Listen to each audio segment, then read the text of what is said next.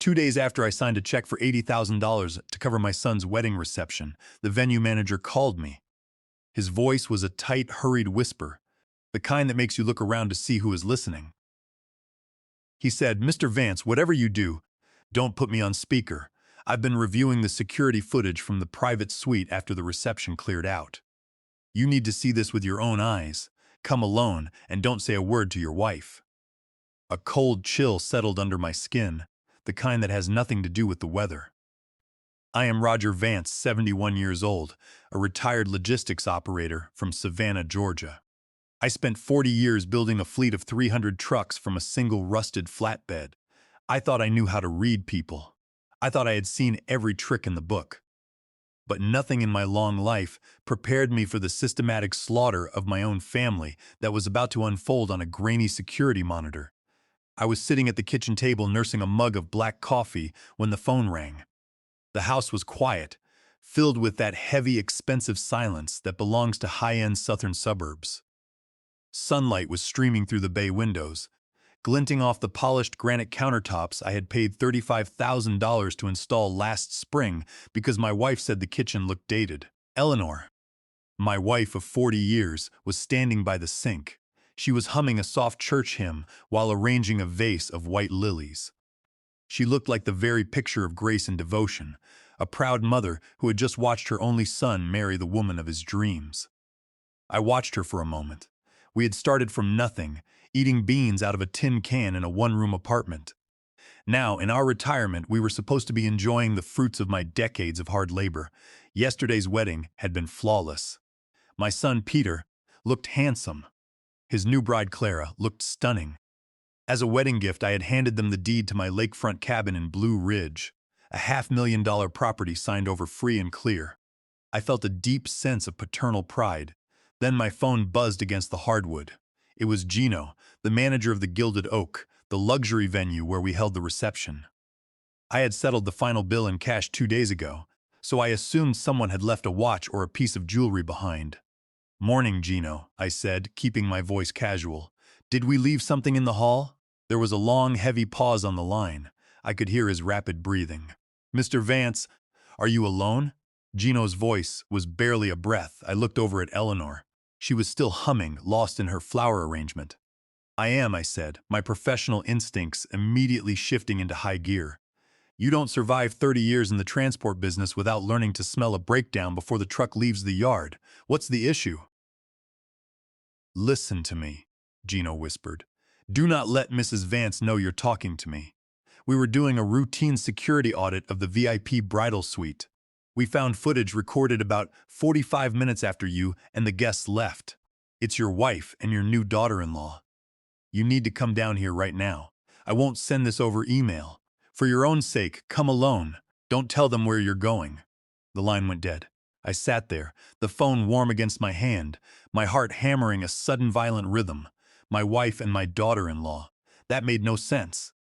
Eleanor was a traditional Southern woman, deeply involved in the local church, conservative to her core. Clara was 28, a modern marketing consultant who always spoke about wellness and organic lifestyles. In public, they seemed like oil and water. They barely tolerated each other, or so they let me believe. "Who was that, Roger?" Eleanor asked, turning around with a warm smile, wiping her hands on a linen towel. "You look like you've seen a ghost." I forced my face into the neutral mask I used to wear when negotiating with corrupt union reps. "Just the pharmacy," I lied. "They said there's a problem with my blood pressure medication refill. I need to drive down and sort it out before they close for the midday break." Eleanor's eyes narrowed just a fraction of a millimeter. It was a tiny, fleeting movement that I would have ignored yesterday, but today, after Gino's call, it looked like cold calculation.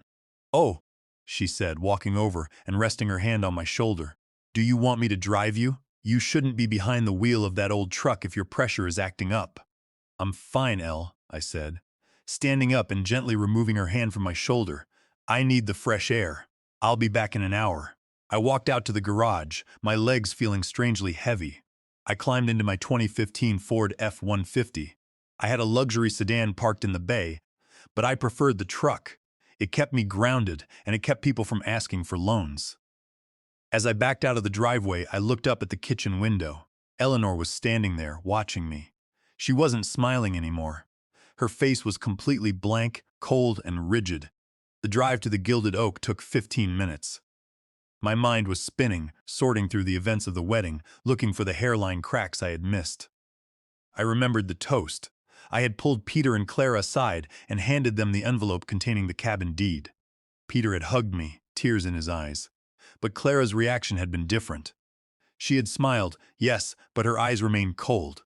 She had immediately checked the signature on the deed, and then she had looked across the ballroom at Eleanor. It was a brief, split-second glance of mutual triumph, not gratitude. It looked like two thieves acknowledging a successful heist.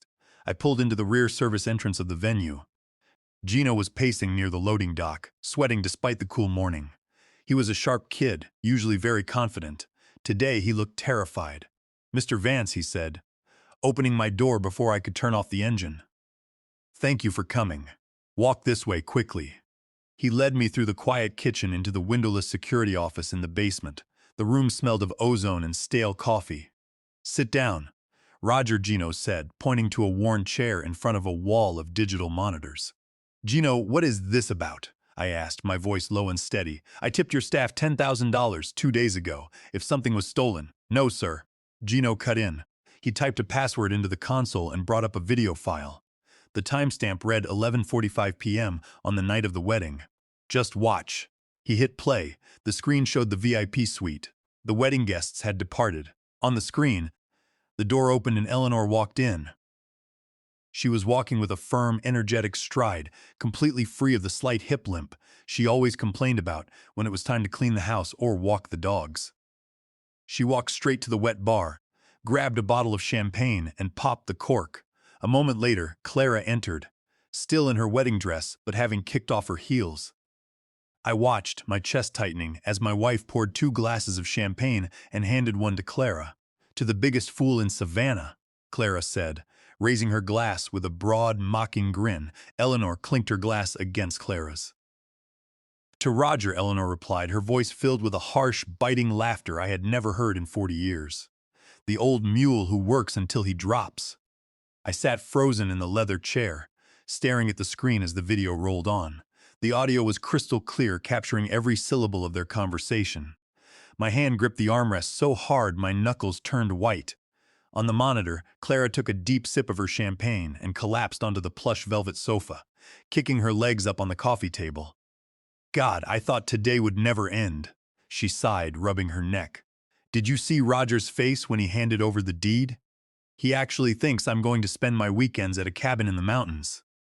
With the bugs and the humidity." "It's not a cabin, honey," Eleanor said, sitting down beside her. "It's an asset. We'll list it for sale in exactly 6 months. That's $500,000 in cash. It will clear your credit card debt, pay off your student loans, and secure the down payment on the beach house in Destin." I felt a dull ache in my chest. Eleanor hated Destin. She always told me the beach was too noisy and that she preferred the quiet majesty of the mountains. "It was all a lie," Clara sighed, placing a hand on her slightly rounded stomach. "I just hope Peter doesn't get suspicious. He's so clingy, Roger. It's exhausting pretending to be attracted to him. Every time he touches me, my skin crawls." Eleanor patted Clara's knee with a motherly tenderness that made my stomach turn. "Just play the part a little longer. Once the baby is born, we secure the family trust. The terms are very specific. The $20 million family trust fund unlocks only when a biological grandchild is born to the next generation. We need that birth certificate signed." "It's hilarious," Clara laughed, taking another long drink. "Peter actually thinks the timeline works. He thinks because we had that one drunken night 6 weeks ago that the baby is his. He doesn't even know how to do the math." "It doesn't matter," Eleanor said, her voice dropping to a low conspiratorial whisper. "As long as his name is on the birth certificate, the bank will release the funds. But whatever you do, don't let Roger suspect anything. If he demands a DNA test, we're ruined. He is very old-fashioned about family blood." "The old man is blind," Clara sneered. "He sees what he wants to see. He thinks you're a saint. His son is a genius. And I'm a sweet Southern belle.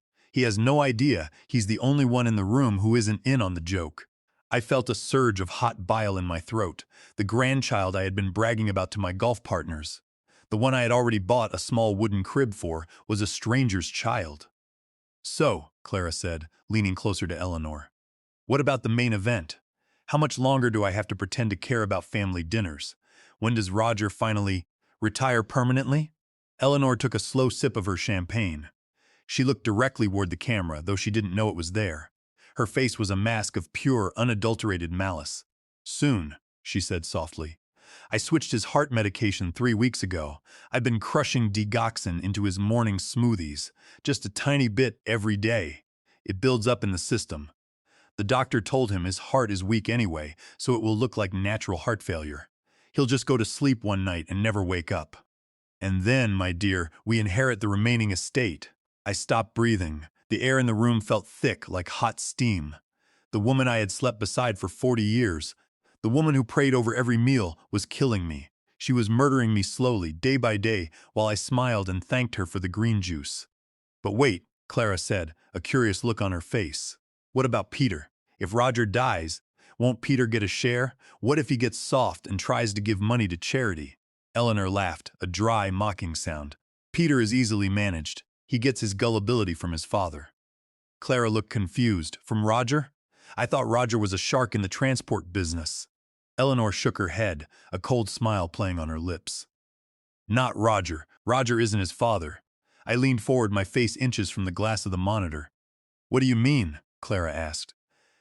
Peter is Gerald's son, Eleanor said casually, as if she were talking about the weather.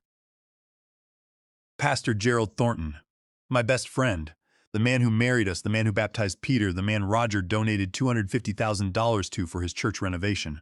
Roger was always on the road, building his trucking empire. He was never home. Gerald was there. He comforted me. When I got pregnant, Roger was so proud. He never questioned it. He just handed out cigars and paid the hospital bill. Peter has Gerald's eyes. I've spent 30 years praying Roger never notices. The two women clinked their glasses again, the mother-in-law and the daughter-in-law. One deeply religious, one completely modern. In public, they pretended to clash over everything. It was all a performance, a carefully choreographed distraction to keep me looking the other way while they drained my accounts and prepared my grave. I let out a sound that didn't sound human. It was a raw, animal roar of absolute fury. I grabbed a heavy metal stapler from Gino's desk and lunged at the monitor, ready to smash those smiling faces into dust. Roger, stop! Gino yelled, moving fast. He tackled my arm, wrestling the stapler away. If you break the screen, you don't change what they did. Calm down, sir. Let me go, I snarled, my voice cracking like dry wood. I'm going back to that house. I'm going to rip that smile off her face. I'm going to throw them both in jail. And then what? Gino said, holding me by the shoulders, forcing me to look at him. You go to the police right now with a copy of this video. What do you think happens? They hire a high-priced defense attorney. They claim the video is a deepfake. They claim it was a joke, a tasteless skit they recorded. They destroy the evidence of the pills in your house before the cops even get a search warrant. And while you're tied up in court for the next 3 years, Eleanor uses her power of attorney to freeze your accounts and put you in a mental facility for dementia. You've seen the news, Roger. It happens every day. Gino's words were like a bucket of ice water poured down my spine. The rage didn't leave, but it cooled. It turned into something hard, heavy, and dangerous. He was right. Eleanor was highly intelligent. She had spent 40 years playing the victim and the saint. If I attacked her now, she would turn it against me. I was a 71-year-old man with a documented heart condition. All she had to do was call the local sheriff and say I was having a violent delusion. I sat back down, my hands trembling slightly, but my mind was sharpening. The logistics operator in me was taking over.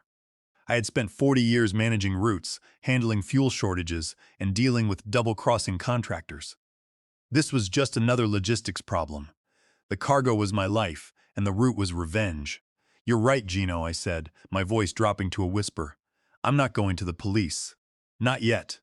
I reached into my pocket and pulled out my phone. I scrolled past the family contacts, past my son's name, until I found the name I needed. Miss Sandra Jennings. She was a corporate attorney who charged $900 an hour, a woman who had the temperament of a timber wolf. She had handled my company's merger 5 years ago, and she knew every financial loop in the state of Georgia. I pressed dial. It rang twice before she answered. "Roger," she said, her voice crisp. "It's Sunday. This better be a crisis or acquisition." "It's both, Sandra," I said. "I need you to open a new file." Code name, Redline. "We are liquidating everything." "Redline?" Sandra's voice sharpened immediately. "Roger, what are you talking about? You retired 2 years ago. Your logistics company was sold to a private equity firm. There is nothing left to liquidate except your personal accounts and the family trust." "That's exactly what I'm talking about," I said, my eyes still fixed on the black monitor in Gino's office. "I want every dollar, every stock, every property moved out of Eleanor's reach, and I need it done without a single notification hitting her phone." There was a pause on the line. I could hear the rustle of papers as Sandra sat up at her desk. "Roger, you two have been married for 40 years. You can't just drain joint accounts without a court order or her signature. The law protects marital property. The law doesn't protect a murderer, Sandra," I said, my voice flat. "Eleanor is poisoning me. She's been crushing digoxin into my smoothies for the last 3 weeks to trigger a heart attack. I have high-definition video of her confessing to it, along with my new daughter-in-law, Clara. They're planning to unlock the $20 million family trust using a child that doesn't belong to my son. And to top it off, my son isn't even mine. He's the biological child of Pastor Gerald Thornton." A long, dead silence fell over the phone. For the first time in the 15 years I had known Sandra Jennings, she was completely speechless. "Roger," she finally whispered. "Are you in a safe place? Have you had a stroke?" "I'm in Gino's office at the Gilded Oak," I said. "He has the security file. I'm putting a copy on a flash drive right now. I am completely sane, Sandra. But my heart is currently a ticking time bomb, and the woman holding the detonator is waiting for me at home." "You need to go to the nearest emergency room immediately," Sandra said, her voice rising in panic. "If she's been poisoning you, you could have a lethal dose of digitalis in your blood right now." "Screw the money, Roger. Your life is at stake." "No," I said. "If I go to the hospital, the doctors will report a suspected poisoning to the police. The sheriff's deputies will show up at my house. Eleanor will destroy the pills, clean the kitchen, and say I've lost my mind due to my heart condition. Her lawyer will claim the video is a fake. I need physical evidence. I need the poison in the smoothie she makes for me today." "This is madness, Roger," Sandra hissed. "You're playing Russian roulette with a glass of juice." "I'm an operator, Sandra," I countered. "I know how to manage risks. I'm going back to the house. I'm going to let her think I drank the smoothie. I'll stage a collapse. I need to see what they do. I need to know if my son, or the boy I thought was my son, will call an ambulance, or if he'll let me die on the floor for the money.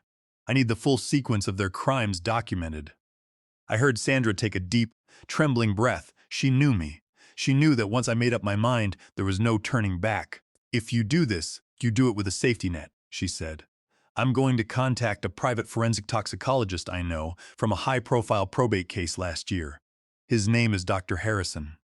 I will arrange for him to be on standby at his private lab in Savannah. If you can get a sample of that smoothie in a vial of your own blood, he can run a rush analysis that will stand up in a criminal court. But Roger, if you feel even a flutter in your chest, you call 911. Do you hear me?" "I hear you," I said. "What about the trust?" "The Vance Family Trust is governed by Georgia Code Title 53, Sandra explained, her professional tone returning, though it was still tight. "It was structured with a strict lineage clause. If we can prove paternity fraud, we can block Claire's unborn child from ever touching a cent. More importantly, Georgia has a strict slayer statute under Georgia Code Graph 5315. It states that anyone who kills or conspires to kill an individual cannot inherit from that individual's estate or receive any benefit from their death. If we prove Eleanor attempted to murder you, she is legally treated as if she died before you. She gets nothing: the marital home, the trust, the personal accounts. She is completely stripped of her rights." "That's what I want," I said. "Prepare the filings. Have the paperwork ready to freeze the accounts the second I give the word. But do not file anything yet. I need the trap to close completely." "Understood," Sandra said. "Be careful, Roger. You're walking into a lion's den." "I built the den, Sandra," I said. "I know where the exits are." I hung up. Gino handed me a small silver flash drive. He looked pale. I copied the raw security files, Mr. Vance. The original server files are locked. I won't delete them. If anyone comes looking, I'll say the system was undergoing maintenance. Thank you, Gino, I said, shaking his hand. You might have just saved my life. Keep your mouth shut and don't contact Peter or Clara. I won't, sir, he said. I walked out of the venue and climbed back into my Ford F-150. The morning sun was bright, casting long shadows across the asphalt. As I drove back toward my neighborhood, the streets I had traveled for 20 years looked completely different. The white picket fences looked like barricades. The smiling neighbors walking their dogs looked like actors in a play. I looked at my hands on the steering wheel. They were the calloused hands of a man who had worked 16-hour shifts in the Georgia heat to build a life for his family. I had given Peter everything. I paid for his private school, his Ivy League tuition, his first apartment, and his wedding. I had loved him. I had been proud of him. And now, I had to accept that he wasn't my blood, and that he was currently helping his mother and his wife plan my funeral. And Eleanor, 40 years.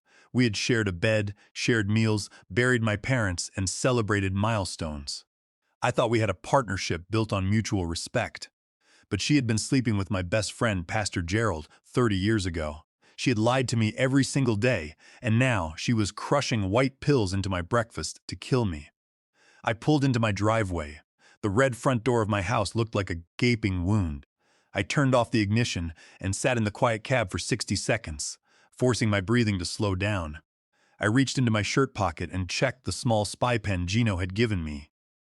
It had a pinhole camera and a microphone, fully charged and active. I was no longer Roger Vance, the retired husband. I was an operator going undercover. I opened the truck door, stepped onto the concrete, and walked toward the kitchen. The heavy oak door swung open, and the smell of lavender furniture polish and roasted garlic hit my nose. Eleanor was a meticulous housekeeper. She cleaned the house with a quiet, obsessive focus, as if she could scrub away the rot that was eating her soul from the inside. "Roger, is that you?" Eleanor's voice floated from the kitchen. It was light, melodic, and completely natural. It was the same voice that had welcomed me home from long trucking runs for 40 years. "It's me, Elle," I called back. My voice sounded a bit rough, so I cleared my throat. I walked into the kitchen, keeping my steps slow, pretending my knees were aching more than they actually were. She was standing by the marble island, wearing her floral apron over her Sunday church dress. In front of her sat a tall, frosted glass filled with a thick, vibrant green liquid. It was her special morning health smoothie: spinach, kale, ginger, and a splash of apple juice. "You left in such a hurry this morning. You forgot your juice," she said, offering me a warm, beautiful smile. She picked up the glass and held it out to me. "You know what Dr. Hilliard said about keeping your potassium up. Your heart needs the nutrients, especially after the excitement of the wedding yesterday." I looked at the glass, then I looked at her eyes. They were clear, bright, and filled with what looked like gentle concern. If I hadn't spent the last hour in a basement security office watching her toast to my death, I would have taken that glass and drained it in 3 gulps. I would have kissed her forehead and thanked her. "Thanks, B," I said. Using the pet name I had given her decades ago, I took the glass. The condensation was cold against my palm. I lifted it to my mouth. Underneath the sharp smell of ginger and the earthy scent of raw kale, there was something else. A faint, metallic bitterness. A chemical trace that didn't belong in a garden. It was digoxin. In small doses, it helps a failing heart pump. In large doses, it drives the heart rate down until the pulse simply stops. I raised the glass, tilted my head back, and let the thick liquid fill my mouth. I didn't swallow a single drop. I held it against my cheeks, mimicking a swallowing motion with my throat. "Oh, wow," I said, lowering the glass and pulling a thick, dark blue linen napkin from my pocket. I coughed violently, pressing the napkin to my mouth. "That ginger has a real kick today, Eleanor. Hit the back of my throat wrong." As I coughed, I spit the mouthful of green liquid deep into the thick, absorbent fabric of the napkin. The dark blue color hid the stain perfectly. Eleanor laughed, a soft, musical sound. "I added a little extra ginger today to help with your circulation, honey. Drink up. Don't let it get warm." "Right," I said. I took another fake gulp, holding the liquid in my mouth, and then repeated the coughing routine, spitting the second mouthful into the napkin. I made sure the glass looked about half empty. I think that's all I can manage right now, Elle. My stomach is feeling a little tight. I set the glass down on the counter. I saw her eyes flick to the level of the liquid. A shadow of disappointment crossed her face, but she quickly masked it. She thought I had ingested enough to start the reaction. Well, don't force it, she said, her voice dripping with artificial sweetness. Why don't you go lie down in the recliner? I'll finish up these flowers and join you in a minute. I think I'll do that, I said, rubbing my chest for effect. I'm feeling a bit winded. I walked into the living room, my heart hammering against my ribs, not from any drug but from the pure rush of adrenaline. I sat down in my leather recliner. The moment I heard the sink running in the kitchen, I reached into my jacket pocket. I pulled out a small, clean plastic specimen bottle I had retrieved from my truck's first aid kit. With steady hands, I pulled the blue napkin from my pocket and squeezed the soaked fabric over the bottle. A thick stream of the green smoothie dripped into the plastic container. I capped it tightly, wiped the bottle clean, and slipped it back into my inner pocket. That was sample number 1. Next, I looked at my watch. It was 11:15 a.m. I needed to give the performance of my life. I sat in the quiet room, looking at the framed photographs on the mantelpiece. There was a photo of me and Peter at his college graduation. I had been so proud. I remembered the tear in his eye when he shook my hand. I thought he was my legacy. Now, I looked at his face and saw the features of Pastor Gerald Thornton. The wide nose, the high cheekbones, the slight gap in the front teeth. I had been blind for 33 years. At 11:35 a.m., I decided it was time. I let out a low, guttural groan. I gripped the armrests of the recliner, letting my body slip slightly forward. Eleanor, I called out, making my voice sound weak, thin, and desperate. Eleanor, help me! I heard the sound of the running water in the kitchen stop. But there were no running footsteps, no panic, just the slow measured click of her heels on the hardwood floor. I fell out of the chair, landing on my knees on the thick rug. I clawed at my chest, gasping for air, making loud, wet choking sounds. I rolled onto my side, letting my limbs go loose, my eyes staring blankly at the bottom of the coffee table. Eleanor appeared in the doorway.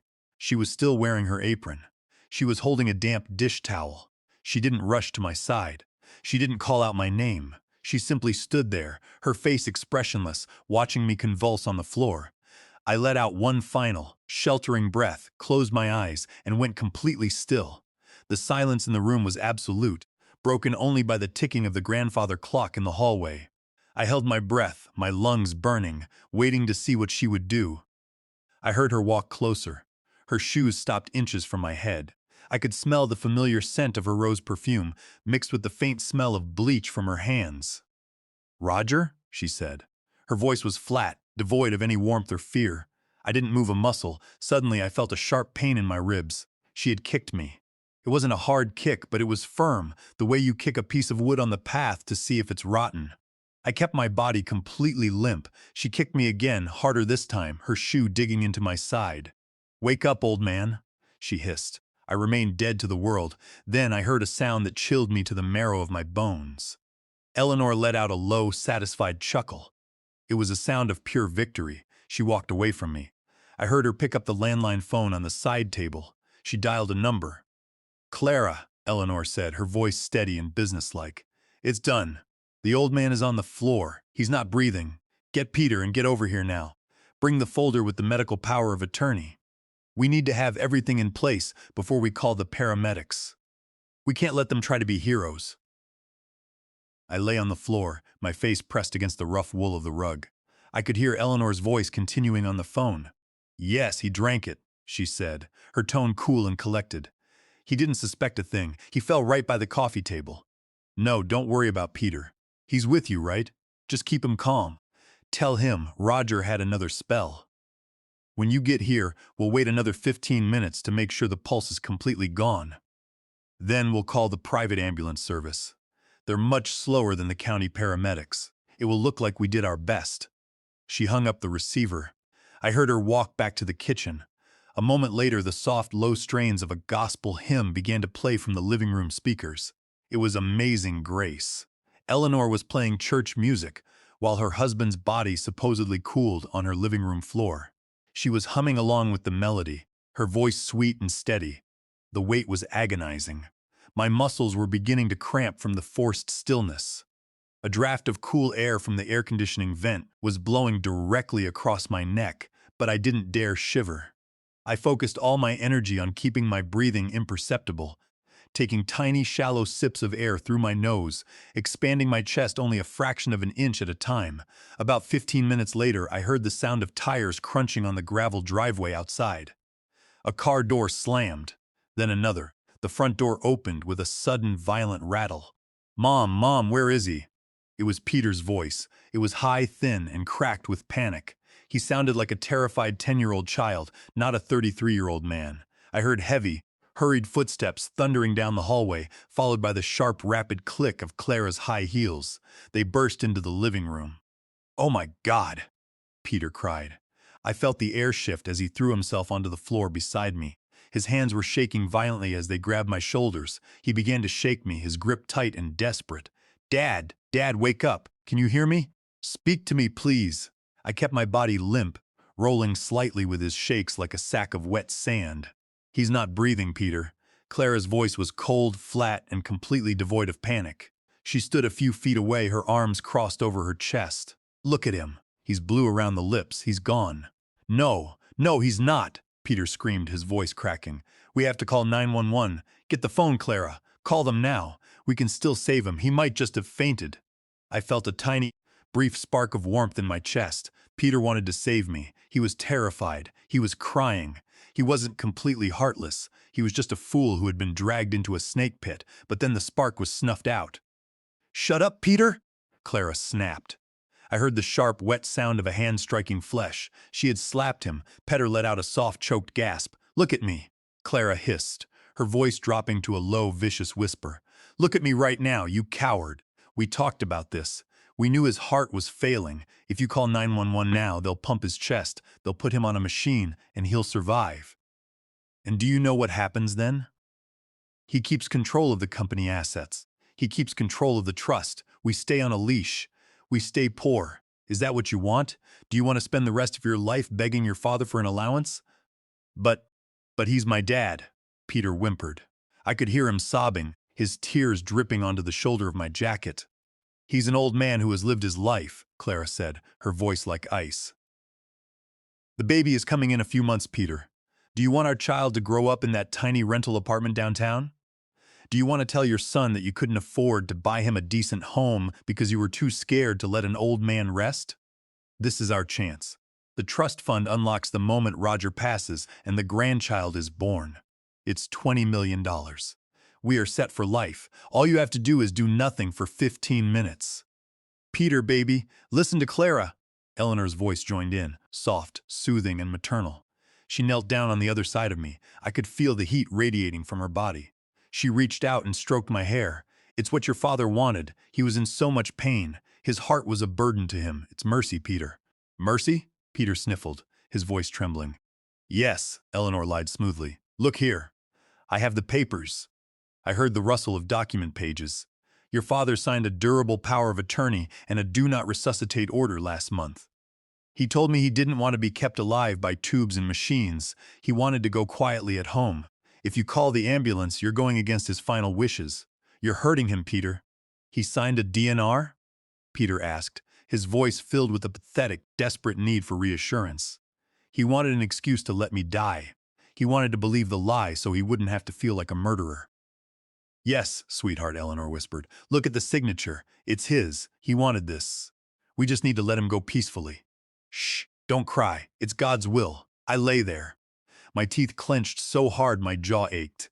I had never signed a DNR. I had never even discussed one. Eleanor had forged my name on a legal death warrant, and my own son was looking at it, accepting it, because it was easier than standing up to the women who ruled him. He was choosing the money over my life. "Okay," Peter whispered, his voice barely audible through his tears. "Okay, we wait." I heard him stand up, his footsteps dragging as he walked to the far side of the room. He was abandoning me. He was standing by, watching the clock, waiting for my heart to stop beating so he could claim his $20 million reward. In that moment, the boy I had raised died to me. The grief was sharp, but it was quickly replaced by a cold mathematical resolve. They were all in it now. They had all signed their names to my destruction. Good boy, Eleanor said, her voice returning to its normal brisk tone. Clara, give me the binder. We need to fill out the time of discovery on the log sheet. What time do we put? Let's say we found him at 12:15 p.m., Clara said. It's 12:05 now. That gives us a clean 30-minute window of unresponsiveness before we called the private service.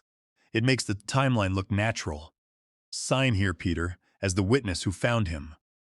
I heard the scratch of a pen on paper. Peter was signing the forged log. He was officially an accomplice to my murder. Excellent, Eleanor said. Now we wait 10 more minutes. Then we make the call. I knew I couldn't wait the full 10 minutes. If I let them call their private ambulance service, I would be handed over to medical personnel, and the narrative would spin out of my control. I needed to strike now while they were standing over me, breathing in the scent of their supposed victory. I wanted to see the exact moment the color drained from their faces. I gathered every ounce of air in my lungs, held it for a second, and then let out a violent hacking cough. Gah, gah, gah. I arched my back, my limbs flailing against the carpet. I grabbed the edge of the coffee table, sending a glass coaster clattering to the floor. I let out a loud, wet gasp, drawing in air like a man who had just broken the surface of deep water. The reaction was instantaneous. Clara let out a sharp, piercing shriek of pure terror, backing away so fast she bumped in the display cabinet, rattling the crystal glasses inside. Eleanor gasped, a sharp, ragged sound like a punctured tire. I rolled onto my back, blinking my eyes rapidly, staring up at the white ceiling. I let my jaw slacken, keeping my expression dazed and vacant. What happened? I mumbled, my voice dry and cracking. I looked at them. Eleanor was frozen on her knees beside me. Her face was completely white, her eyes wide with a mixture of shock, panic, and sheer hatred.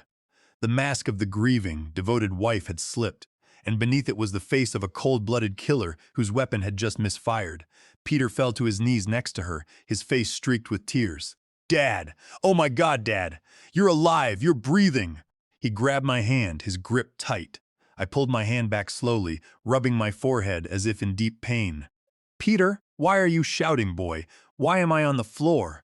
Eleanor recovered first. Her mind was a high-speed processor, adjusting the logistics of the lie in real time. She threw her arms around my neck, squeezing me tight. I could feel her heart hammering against my chest, and I could feel the tension in her muscles. She was shaking, not with relief, but with a homicidal rage. She had been seconds away from a $20 million inheritance, and I had just stood up from the grave. "Oh, Roger!" Eleanor cried, forcing a sob into her voice. Thank God you're back!" "You collapsed, honey. You stopped breathing. Your heart, we thought you were gone." I sat up slowly, leaning against the sofa, groaning for effect. "Clops?" I remember drinking my smoothie. Then I felt dizzy. Must have fainted. My head is spinning. I looked past her at Clara. She was still leaning against the wall, her hands clenched into fists, her eyes staring at me with a cold, venomous glare. She didn't say a word. She looked like she wanted to finish the job herself. "We were just calling the ambulance, Dad," Peter said, his voice trembling. "We were just about to dial." "Were you?" I asked, looking at the landline phone on the table. The receiver was back on the cradle. "I didn't hear any sirens. We were trying to find your medication list first." "Roger," Eleanor said quickly, her voice smooth and reassuring as she helped me up. "We didn't want the doctors to give you the wrong drug. Come, let's get you onto the sofa." I let them hoist me up, pretending to be weak, letting my weight drag on Peter's shoulder. I sat down on the soft leather cushions of the sofa. My ribs were aching from Eleanor's kicks, but I kept my face blank. "What's all this?" I asked, pointing a shaking finger at the coffee table. The leather binder was open, and the forged DNR document was lying right on top, next to the witness statement Peter had just signed. Eleanor's hand shot out like a snake, grabbing the folder and closing it with a sharp snap. She tucked it under her arm. "Nothing, honey. Just some church papers. Pastor Gerald asked me to review the budget for the new youth wing. I brought them out to work on them while you were resting." "And you, Peter?" I asked, turning to my son. "Why are you here? It's Monday morning. Shouldn't you be at the office?" Clara wanted to bring by some thank you notes from the reception," Peter stammered, looking down at his shoes. He couldn't look me in the eye. The guilt was radiating off him like heat. We walked in and saw you on the floor." "I see," I said. I reached into my pocket and pulled out the dark blue linen napkin.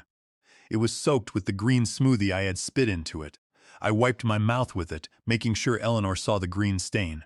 "Well, I'm glad you were all here. It's good to have family close when things get fragile." "I'm going to call Dr. Hilliard," Eleanor said, stepping toward the kitchen. "We need to get your heart checked. This collapse was very sudden, Roger. You might need to adjust your dosage." "No," I said, my voice sharp. Eleanor stopped in her tracks, turning to look at me. Her eyes narrowed. "No doctors today, Elle," I said, softening my tone and rubbing my temple. "I'm just tired. I hate hospitals. I just want to rest. I'll take a nap, and if I feel bad later, we'll call him." "But Roger," I said. "No, Elle," I repeated, my voice firm. "I want to rest in my own home. Peter, you and Clara should run along. I'm fine now. Go back to work." Peter looked at Clara. Clara gave a small, almost invisible nod of her head. "Okay, Dad," Peter said, his voice low. "We'll go, but call us if you need anything, please." "I will, son," I said. I watched them walk out of the room. Clara went first, her shoulders tense, her heels clicking loudly on the wood. Peter followed her, his head down, looking like a beaten dog. Eleanor walked them to the door. I heard them whispering in the hallway, a low, urgent murmur, but I couldn't make out the words. When the front door closed, Eleanor walked back into the living room. She had put the binder away. She looked at me, her face once again wearing that sweet, devoted smile. "Can I get you some water, honey?" she asked. "That would be nice, Elle," I said. She turned and walked to the kitchen. I reached into my pocket and touched the small plastic bottle containing the smoothie sample. My hand was steady. The first phase of the operation was complete. They had committed the crime. They had signed the fake documents. They had proven their greed. Now, I needed the physical proof. I needed to get this sample to Dr. Harrison's lab, and I needed to get my blood tested. The trap was set, and the target was currently humming in my kitchen, pouring me a glass of water. Eleanor returned from the kitchen carrying a crystal tumbler of water. I watched her hands. She had washed the green residue off the blender, and her apron was clean. I took the glass, making sure to watch her face. I knew she couldn't have poisoned the plain water. She had poured it straight from the filtered pitcher on the counter in front of me. "Here you go, Roger," she said, her voice soft as she handed me the glass. "Drink it all. You need to stay hydrated." "Thank you, Elle," I said, taking a slow sip. The water was clean, cold, and tasteless. I leaned my head back against the leather cushion and closed my eyes. "I think I'm going to drift off for a bit, Elle. That spell took the wind out of my sails." "You do that, sweetheart," she said, her voice dropping to a gentle whisper. "I'll be in the study. I have some church correspondence to handle." I listened to her walk away. I kept my eyes closed, counting the minutes. I knew her schedule. Every Monday afternoon at 2 p.m., Eleanor went to the Grace Covenant Church. She was the director of the parish outreach program, and she spent 2 hours there every week working with Pastor Gerald Thornton. I waited. The grandfather clock in the hall ticked away. At exactly 1:45 p.m., I heard her walk back into the living room. She stood near the sofa for a long moment, probably checking if I was actually asleep. I kept my breathing slow and rhythmic. Finally, I heard the rustle of her coat, the jingle of her keys, and the sound of the front door closing. A few seconds later, the low rumble of her Mercedes sedan backed down the driveway and faded into the street noise. The moment the sound died, I opened my eyes. I sat up, the weakness in my limbs vanishing, replaced by a cold, sharp energy. I stood up, walked to the kitchen, and grabbed my jacket. The plastic specimen bottle containing the green smoothie was still in the inner pocket. I checked my reflection in the microwave door. My face was pale, but my eyes were sharp. I walked out to the garage, climbed into my Ford F-150, and started the engine. I had a destination, the offices of Jennings & Associates, located in the financial district of downtown Savannah.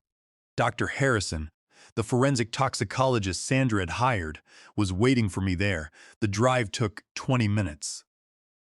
I parked in the underground garage and took the private elevator straight to the 14th floor. The receptionist, a quiet woman who had worked for Sandra for 10 years, didn't ask any questions. She immediately led me into a large, wood-paneled conference room.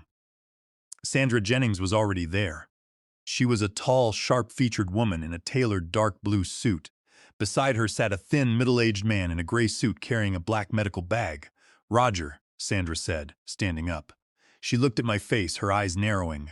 You look like hell. I feel like a man who just spent 10 minutes playing dead on his own floor, I said, sitting down at the table. I pulled the plastic bottle from my pocket and placed it on the polished mahogany wood. Here's the smoothie. It's about 3 ounces of the juice she gave me this morning. Squeezed it from the napkin I used to spit it out. The man in the gray suit stood up and reached for the bottle.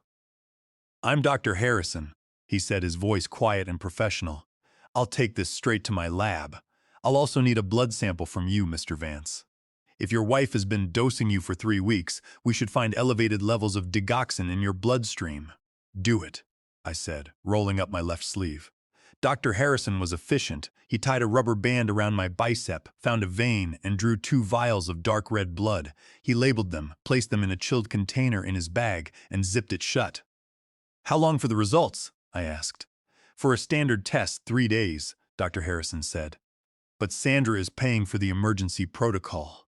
I'll have the quantitative analysis of both the smoothie and the blood on her desk by tomorrow morning at 9 a.m. Thank you, doctor, I said. He gave a brief nod, grabbed his bag, and walked out of the room.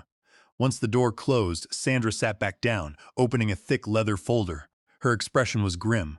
Roger, we have a problem, she said. I ran a check on your family trust and your personal assets. Eleanor has already started moving. What did she do? I asked, my voice tightening. She contacted Bruce Caldwell, a commercial real estate broker, yesterday afternoon. Right after the wedding, Sandra said. She used the 2011 power of attorney to list the Blue Ridge cabin on the market. She's already accepted a cash offer of $480,000 from a buyer in Atlanta. The closing is scheduled for next Monday. She sold my cabin? I felt a surge of heat in my chest. The deed I gave Peter and Clara yesterday was for that cabin. She gave them the deed, but she's already liquidating it? No, Sandra corrected. The deed you gave them yesterday was a physical ceremony. It hadn't been recorded at the county courthouse yet. Eleanor used the POA to sell the property directly from your personal holding. She's bypassed the gift entirely. And that's not all. She slid a document across the table. It was a transfer application for the Vance Family Trust. She filed this with the trust administrator this morning, Sandra said. It's an application to withdraw $5 million from the principal for emergency medical expenses and family estates. It's signed by Eleanor Vance and contains a copy of your signature as the authorizing trustee. I looked at the signature.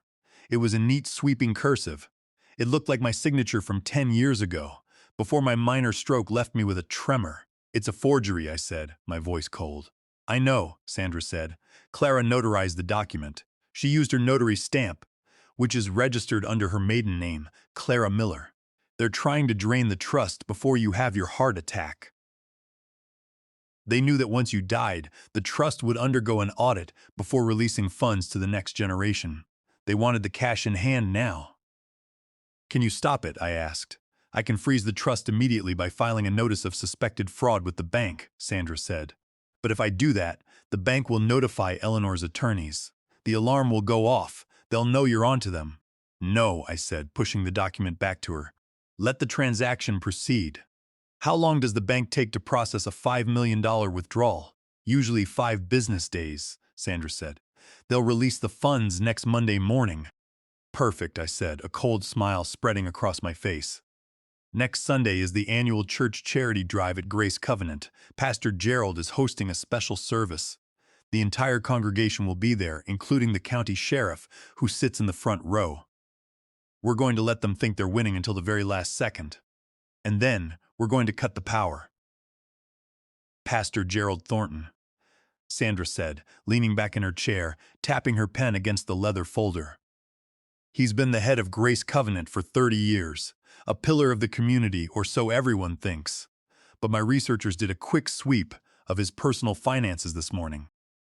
The man drives a $90,000 Cadillac, owns a lake house in North Carolina, and recently purchased a luxury condo in Savannah under a shell company.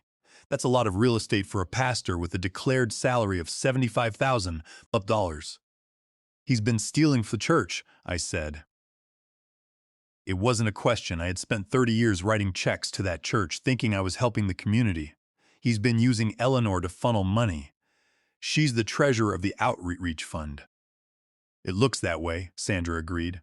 We're pulling the bank records of the Outreach Fund under a subpoena we've drafted. But we need to link it all together, and we need to prove the paternity issue. A court won't strip Peter of his trust beneficiary status just because of a video confession. We need hard science. I have it, I said. I reached into my shirt pocket and pulled out a small, clear plastic bag. Inside were 3 strands of dark hair with the roots intact. What's this? Sandra asked, looking at the bag. Peter's hair, I said. When he was on the floor shaking me, crying, his head was resting against my chest. I felt his hair brush my chin.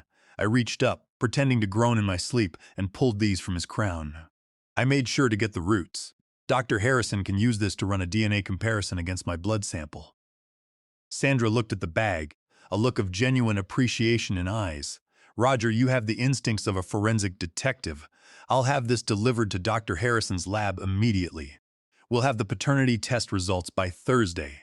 Good, I said. I want the truth in black and white, no doubts, no arguments. What are you going to do now? Sandra asked, looking at her watch. It was 3:15 p.m. Eleanor will be heading back from the church soon. I'm going home, I said, standing up. I need to be back in my chair before she walks through the door. I have to keep playing the part. If she thinks the poison is working, she won't change her timeline. Roger, Sandra said, her voice soft for once. Be careful. Don't eat or drink anything she prepares unless you're 100% sure you can dispose of it. Keep your phone on you at all times. I will, I said. I left the office, took the elevator down, and got back into my truck. The drive back to the suburbs was quiet. The sun was starting to dip, casting long golden shadows across the Georgia pines. I felt a strange sense of clarity. The shock and grief of the betrayal had settled into a cold, hard focus. I was no longer a victim. I was the master engineer, tracing the short circuit in the system, preparing to replace the damaged components.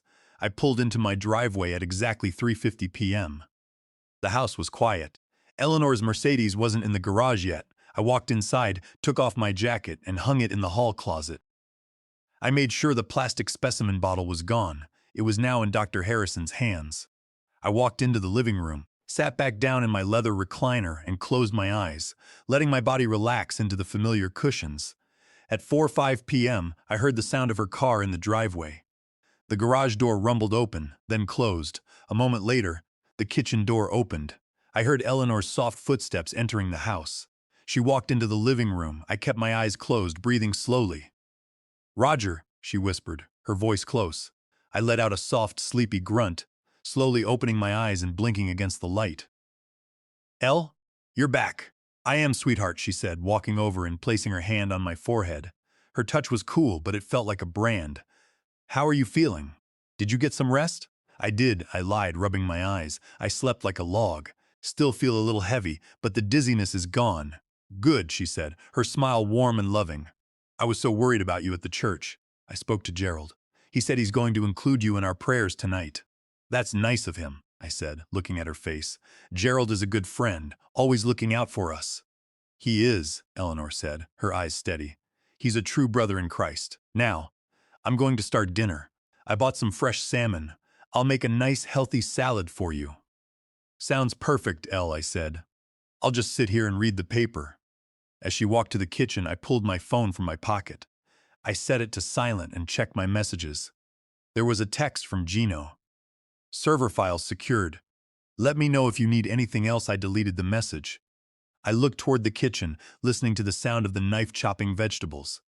Eleanor was preparing dinner, a meal she would share with me, a meal she would make sure was safe because she didn't want to kill me too quickly. She needed the $5 million withdrawal to clear first. She needed me alive until next Monday. I leaned back in the chair. The countdown had begun. 6 days. 6 days to watch my wife smile, to listen to her talk about God, and to wait for the hammer to fall. Tuesday morning arrived with a gray, heavy overcast that hung low over the Savannah River. I woke up at 7 a.m., my body feeling stiff, but my mind was sharp.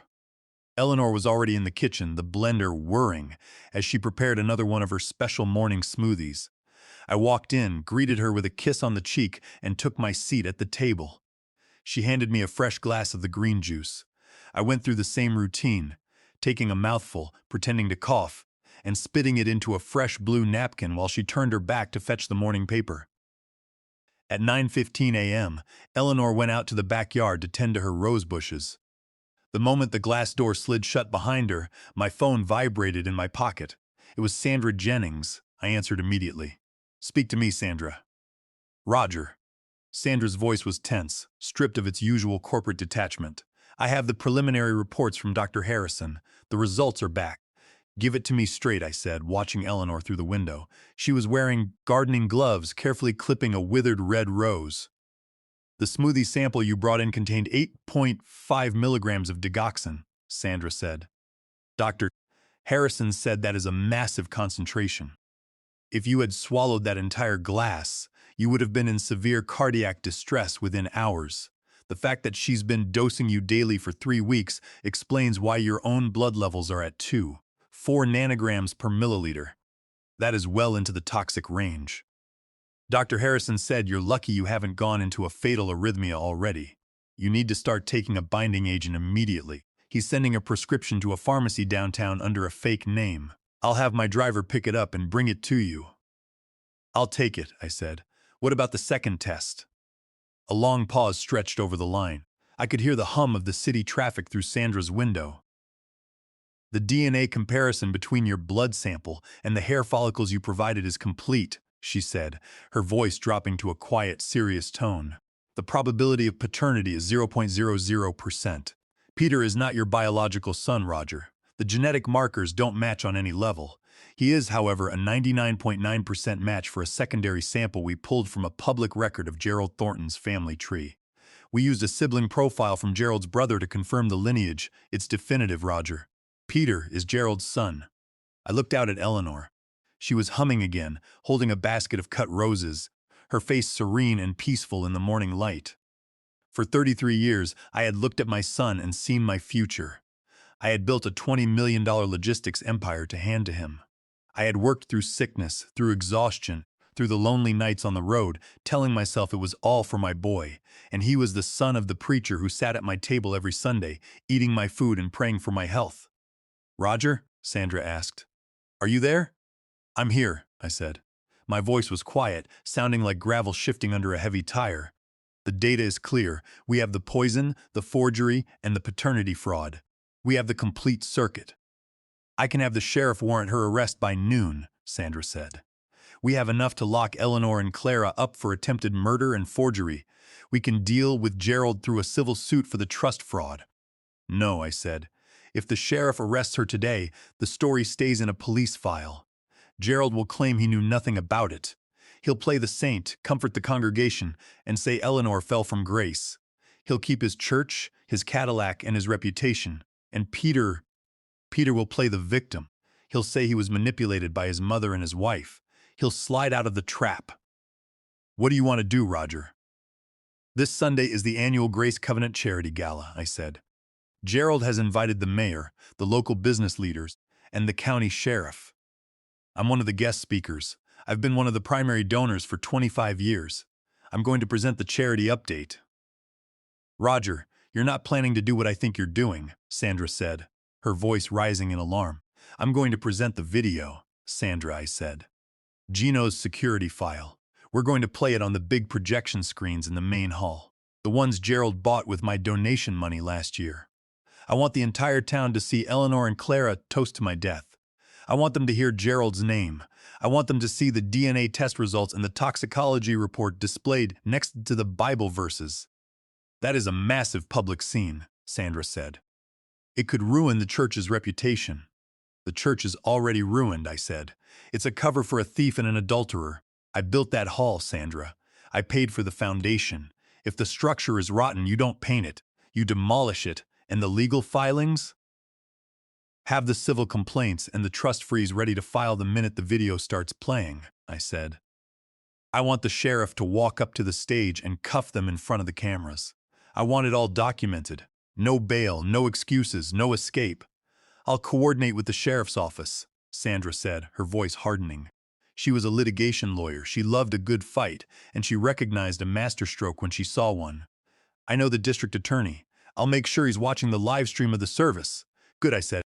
"I'll see you Sunday, Sandra." I hung up the phone. I took a deep breath, feeling the cold air fill my lungs. The weight of the betrayal was gone, replaced by a clean, hard purpose.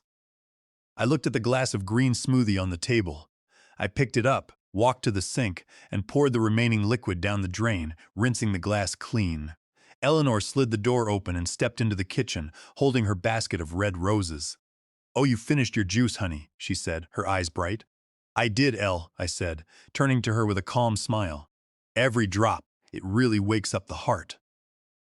On Wednesday, I began to phase in the second part of the performance. I started moving a little slower, letting my feet drag slightly on the carpet. When Eleanor spoke to me, I took a second longer to reply, pretending to be slightly disoriented. During lunch, I rubbed my left arm and complained of a dull, persistent ache in my shoulder. I saw the quick, sharp look she exchanged with Clara, who had stopped by under the pretense of showing us baby clothes. They both smiled, the soft, sympathetic smiles of angels hiding the calculation of wolves. "Maybe you should take an extra tablet of your heart medication, Roger," Eleanor suggested, her voice sweet and concerned. "It might help with the tightness." "Maybe you're right, Elle," I mumbled, setting my fork down. "I'll go lie down in the study." By Wednesday evening, the news of my declining health had reached Peter.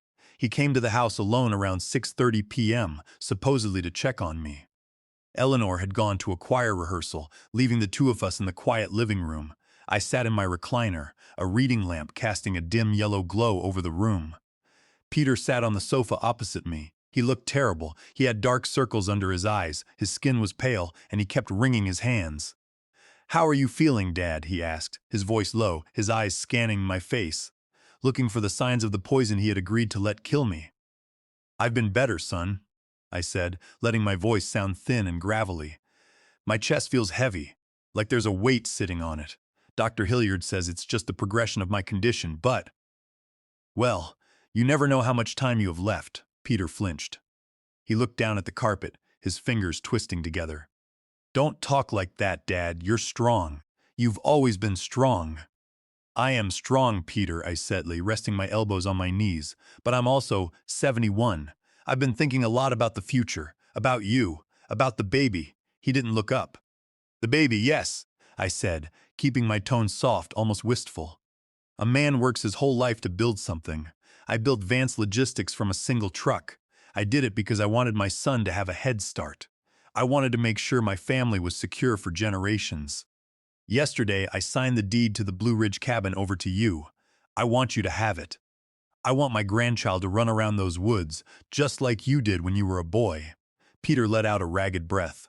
I could see his shoulders trembling. "Dad, you don't have to— I mean—" "No, I want to," I said, pushing the trap a little deeper. "In fact, I called the trust administrator this morning. I told him I want to restructure the family trust. I want to release $5 million next week so you and Clara can buy that estate in the Landings. You shouldn't be renting, Peter. A Vance needs a home of his own." I watched him closely. I was offering him the very money he was trying to steal from my corpse. I was handing it to him on a silver platter. All he had to do was look at me, tell me the truth, and say, "Dad, stop. Mom is poisoning you. The baby isn't mine. Please, let's fix this." If he had said those words, I would have stopped the train. I would have protected him. I would have sent him to a clinic, paid for his divorce, and kept him in my life. He was the boy I had raised, and a part of me was begging him to choose the truth. But Peter didn't speak. He just sat there, the sweat glistening on his forehead. "Are you okay, son?" I asked. "Yeah," he whispered, his voice cracking. He wiped his face with a trembling hand. "Yeah, Dad, I'm just tired. The wedding prep was a lot. And the baby, we've been stressed." "I understand," I said. "But the money will help, right? $5 million. That should clear all your worries." "Yes," Peter said. He looked up at me then, and I saw the greed fight through the guilt in his eyes. He had made his decision. He wanted the money more than he wanted his father's life. He was willing to let me die for the cash, even when I was offering to hand it to him. "Thank you, Dad. That means everything to us. Clara will be so happy." I sat back in my chair, the warmth in my chest turning to ice. The test was over. The boy I had loved was gone, replaced by a stranger who was willing to barter my life for a house in the suburbs. "Good," I said, my voice returning to its normal, steady tone, though he was too distracted to notice the shift. I'm glad. I'll make sure the paperwork is finalized on Monday. Tell Clara not to worry. I will, Peter said, standing up quickly, eager to escape the room. I should get going. Clara is waiting for me at home. Rest up, Dad. I will, Peter, I said. I'll see you Sunday at the church. Make sure you're in the front row. I have a special announcement to make. An announcement? Yes, I smiled. I want the whole congregation to know how proud I am of my family. I want everyone to see what we've built. Okay, Dad, Peter said, his voice shaky. See you Sunday. I watched him walk out, his steps hurried, almost running from the house. He was running toward a future he thought was lined with gold. He had no idea he was running straight into a wall of solid concrete. Thursday morning brought a delivery to my front door. A courier handed me a sealed brown envelope addressed to Roger Vance. Inside was a bottle of Digitalis binding tablets prescribed under the name of Roger's logistics company, Vance Holdings. I immediately took 2 of the pills, feeling the chemical barrier settle in my system to neutralize any residual poison. At 1 p.m., while Eleanor was out attending a luncheon with the church ladies, I drove back to Sandra Jennings's office. The atmosphere in the conference room was electric. Sandra had her laptop open, and beside her sat a burly man in a leather jacket named Marcus, a retired Savannah police detective who now worked as her private investigator. Roger, Sandra said, her face grim. Marcus has been tracking Pastor Gerald Thornton and Eleanor. They met last night. At the Pines Motel, about 20 miles outside the city. It's a low-profile place they've been using for years. Marcus leaned forward, sliding a small digital recorder across the mahogany table. I set up a directional microphone near the window of room 112, he explained in a gravelly voice. They were discussing the $5 million trust withdrawal. You need to hear this. He pressed play. The audio was slightly fuzzy, overlaid with the hum of the motel's air conditioning unit, but the voices were unmistakable. Is the bank processing the transfer? Gerald's voice asked. It was his signature booming voice, but stripped of its pulpit warmth. It sounded sharp, greedy, and impatient. Yes, Eleanor's voice replied. The paperwork is filed. Clara stamped it. The bank representative said the funds will be cleared and deposited into the joint account by Monday morning at 9 a.m. Good, Gerald said. The Cayman accounts are ready. The moment the funds hit the Savannah Bank, we wire them out. But Eleanor, we have a major issue. Roger is still walking around. He collapsed on Monday, but he woke up. He's talking about restructuring the trust next week. He's tough, Gerald. Eleanor sighed. His heart is stronger than the doctor estimated. If he is alive on Monday morning, the bank's compliance officer might call him to verbally verify a $5 million transfer. Gerald warned, his tone turning dark and menacing. You know how these high-asset accounts work. If they call him and he answers, the whole game is over. He'll freeze the transfer. We need him gone before Monday, Eleanor. He cannot survive the weekend. I know, Eleanor said, her voice chillingly calm. I'll double the dose starting Friday morning. I'll put it in his breakfast and his tea. By Sunday morning, his heart will simply stop. The coroner will write it off as a natural arrest brought on by the stress of the wedding. We'll have the funeral on Tuesday, and the money will be safe in the Caymans before they even bury him. And Peter? Gerald asked. Does he suspect anything? No, Eleanor scoffed. He's too terrified of Clara to ask questions. He's signed the witness statements. He's locked in. Once the money is ours, we'll give him $1 million and send him and Clara to Florida. He'll be out of our way. Good, Gerald said. We're close, Eleanor. 30 years of waiting. It's finally time to collect. Marcus pressed stop. The recording ended, leaving the conference room in a heavy, freezing silence. I looked down at my hands. They were clenched so hard the joints were white. They were planning to double my dose starting tomorrow. They wanted me dead by Sunday morning. The pastor who preached about the sanctity of life was coordinating my execution with my wife of 40 years.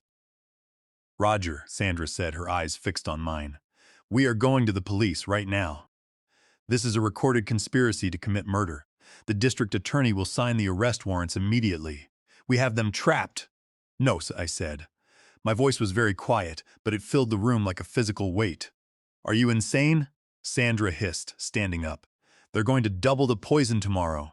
You're going to walk back into that house and let her feed you a lethal dose? I'm not going to drink a single drop, Sandra, I said, looking up at her. I have the binding tablets. I'll dump the smoothies down the bathroom drain when she's not looking. I'll swap the sugar in my tea. I will be perfectly healthy. But why? Sandra demanded. What do you gain by waiting until Sunday? Gerald's entire power comes from his pulpit, I said. He rules that congregation. He's built a kingdom of lies, and he's using the church to launder the money. If he's arrested quietly on a Thursday night, he'll hire a legal team, claim it's a domestic dispute between Eleanor and me, and drag it out. But if we expose him on Sunday morning, during the charity gala, in front of the mayor, the local business leaders, and the 500 members of his congregation, his kingdom collapses in a single second. He won't be able to hide. The sheriff will be sitting in the front row. I want him to witness the arrest himself. Marcus let out a low, approving whistle. The old man is right, Sandra. A public exposure like that, it breaks a man's power completely. Gerald Thornton won't be able to raise a single dollar for a defense fund if his own flock sees him as a monster. Sandra looked at Marcus, then back at me. She slowly sat down, a long breath escaping her lips. This is highly unorthodox, Roger. It's dangerous. Logistics is all about timing, Sandra, I said. If you release the trucks too early, they get stuck in traffic. If you release them too late, the cargo rots. We release them at exactly 10:30 a.m. on Sunday morning, during the sermon. Fine, Sandra said, a sharp, fierce smile appearing on her face. I'll prepare the final filings. I'll make sure the civil suit for the trust fraud and the paternity report are printed and ready for the sheriff. I'll also have a technician from my firm coordinate with Gino. We'll need to hijack the church's multimedia system. Gerald always broadcasts the service live on the local cable channel and YouTube. We'll make sure the feed is redirected. Excellent. Let them broadcast it. I want the whole state of Georgia to see the sermon I'm about to deliver. Friday morning arrived, and with it, the escalation of Eleanor's plan. I woke up pretending to have a mild headache, rubbing my temples as I entered the kitchen. Here you go, Roger, she said, her voice dripping with artificial warmth as she handed me the green glass. Drink it all. I added some extra nutrients to help with that headache. Thanks, Elle, I mumbled. I took the glass and walked into the guest bathroom down the hall, pretending I needed to wash my face. Once the door was locked, I poured the thick green liquid straight down the drain, using the hot water faucet to rinse away the residue. I dried the glass with a towel and walked back out. That was good, Elle, I said, setting the clean glass on the counter. I'm glad, she smiled. Her eyes had a cold, satisfied gleam. She thought the double dose had begun. At 3 p.m., she brought me a hot cup of chamomile tea in the study. For your nerves, honey, she said. I waited until she went back to the kitchen, then walked to the window and poured the hot tea into the soil of a large potted ficus plant in the corner. I did this twice more throughout the day with the water and broth she brought me. I was taking no chances. The digitalis binding tablets from Dr. Harrison were working in my system, but I wanted no new toxins entering my body. By Saturday, the atmosphere in the house was suffocating. Eleanor was watching me constantly, her eyes tracking my movements, her hand hovering near her phone. She was waiting for the final collapse. I played the part perfectly. I sat in the recliner for hours, my eyes half closed, my breathing heavy and irregular. At 4 p.m., my phone rang. It was Peter. Hey, Dad, he said, his voice tight, sounding thin and strained. I just wanted to see, are you still planning to come to the church tomorrow? The charity gala is a big deal. And if you're not feeling well. I'm coming, Peter, I said, letting my voice sound weak and breathless. I wouldn't miss it. I want to see you and Clara. I want to see the baby. It's the most important day of my life. There was a long pause on the line. I could hear his rapid breathing. Okay, Dad, if you say so, we'll see you there. He hung up without saying goodbye. The guilt was eating him alive, but not enough to make him stop the train. He wanted the money too much. Saturday night was the longest night of my life. I lay in the guest room bed, staring at the ceiling, listening to the quiet hum of the house. In the master bedroom down the hall, Eleanor was sleeping peacefully, thinking she was hours away from becoming a very wealthy widow. She had already packed her black morning dress. I had seen it hanging in her closet earlier that day. At 11 p.m., I received a text from Sandra.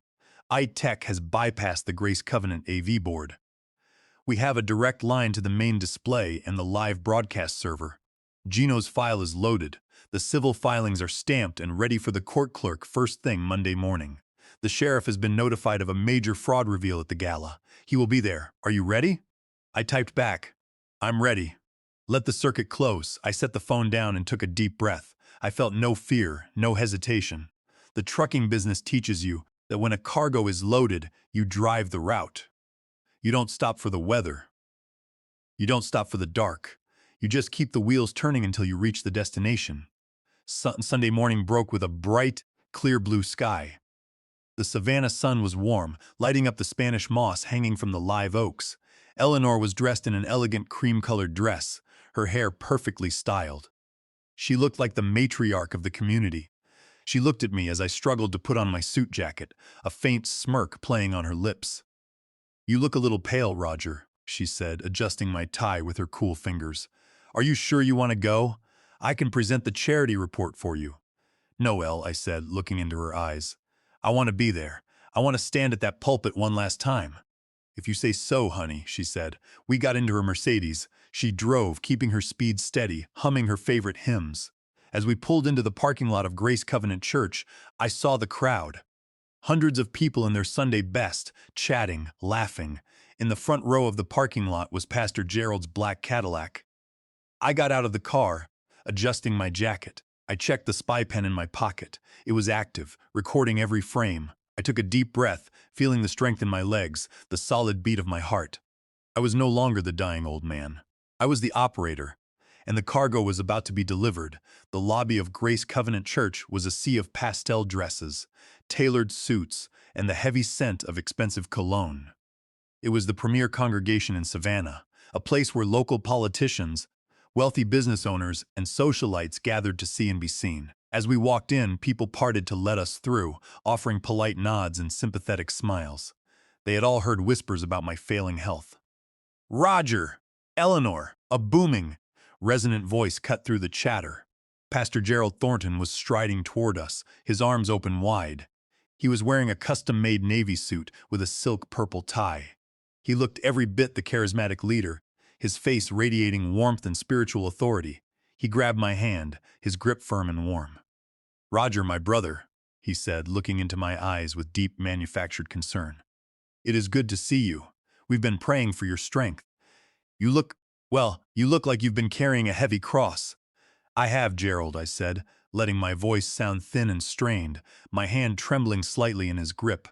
But I wanted to be here today, to see the good work of the church. God is good. Gerald smiled, patting my shoulder. We're going to make sure your contribution is recognized today, Roger. Your generosity has built this sanctuary. He turned to Eleanor, his eyes lingering on her for a split second too long. A glance of shared secrets. Eleanor, you look beautiful as always. Thank you for coordinating the Outreach Fund report. It's my duty, Gerald, she said, her voice soft and pious, her eyes downcast like a devout saint. Just then, Peter and Clara walked up. Clara was wearing a designer cream maternity dress that clearly showed her pregnancy. She looked smug, her hand resting on her stomach as if she already owned the church. Peter was beside her, wearing a dark suit. He looked terrible. He was sweating, his eyes darting around the room, refusing to make eye contact with me or Gerald. Dad, Peter mumbled, giving me a quick, awkward hug. His hands were ice cold. Peter, I said. Clara, you look lovely, Clara. That baby must be getting ready to meet us. He is, Roger. Clara smiled, her voice dripping with artificial sweetness. We can't wait. We're already planning his nursery. Peter wants to build a small wooden crib, just like the one you made for him. I looked at her, then at Peter. The audacity of their game was breathtaking. They were talking about the crib I had built while they waited for the poison to stop my heart. That's nice, I said. A family needs traditions. Let's take our seats, Gerald said, gesturing toward the sanctuary. The service is about to begin. Roger, you're sitting in the front row, right next to Eleanor. When it's time for the charity report, I'll call you up to the pulpit. I'll be ready, Gerald, I said. We walked into the massive sanctuary. The stained glass windows cast colorful light across the rows of polished oak pews. The hall was packed, with over 500 people filling the seats. I took my seat in the front row, with Eleanor on my right and Peter and Clara on my left. I looked across the aisle. Sheriff Thomas Davis was sitting in the VIP section, wearing his full uniform. He was a tall, stern-faced man I had known for 20 years. He caught my eye and gave a brief, respectful nod. He was here because Sandra had told him a major financial fraud investigation was going to be resolved today. He had no idea the fraud involved the man in the pulpit. The organ began to play, a deep, rumbling sound that vibrated through the floorboards. The choir stood up, their voices filling the high ceiling with a powerful hymn. Beside me, Eleanor opened her hymnal and began to sing, her voice clear and sweet. She looked like a woman who had never told a lie in her life. She looked like a loving wife. I sat there, my hands resting on my knees. I checked the spy pen in my pocket one more time. The green light was solid. The IT technician from Sandra's office had already taken control of the AV room and the balcony. The camera feed on the local cable channel and the church's YouTube stream was live, showing the altar and the choir. Pastor Gerald Thornton walked up the steps to the altar. He stood behind the heavy wooden pulpit, looking out at the congregation. He raised his hands and the music slowly faded. "Welcome, brothers and sisters, to our annual charity gala." Gerald's voice boomed through the speakers. "Today, we celebrate the blessings of giving. We celebrate the legacy of this church and the families who have built it." Before we begin our sermon, I want to call up a man who has been the pillar of this congregation for 25 years. A man whose generosity has made all of this possible. Please welcome my dear friend, Roger Vance. The congregation began to applaud. Eleanor patted my arm, her smile warm. "Go on, honey," she whispered. "We're all so proud of you." I stood up. I didn't stagger. I didn't lean on the pew. I stood straight, buttoned my jacket, and walked up the steps to the altar. The dazed, dying old man was gone. I was Roger Vance, and I was about to deliver my final shipment.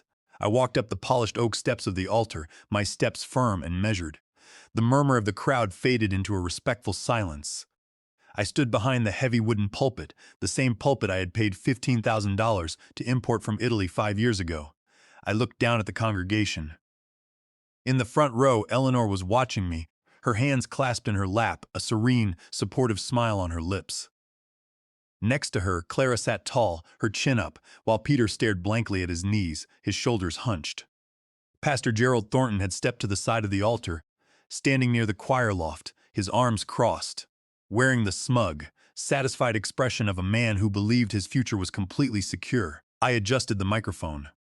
The sound system clicked, my voice echoing clearly through the massive hall. "Thank you, Pastor Gerald," I began, my voice steady, deep, and carrying the full weight of my 71 years. "And thank you, brothers and sisters, for being here today. For 25 years, I have sat in these pews. I have watched this church grow. I have written checks to fund the roof, the stained glass, the youth center, and the outreach program. I did it because I believed in the foundation of this house. I believed in the truth of what we preached here." A few people in the congregation nodded. I saw Sheriff Davis watching me, his eyes sharp.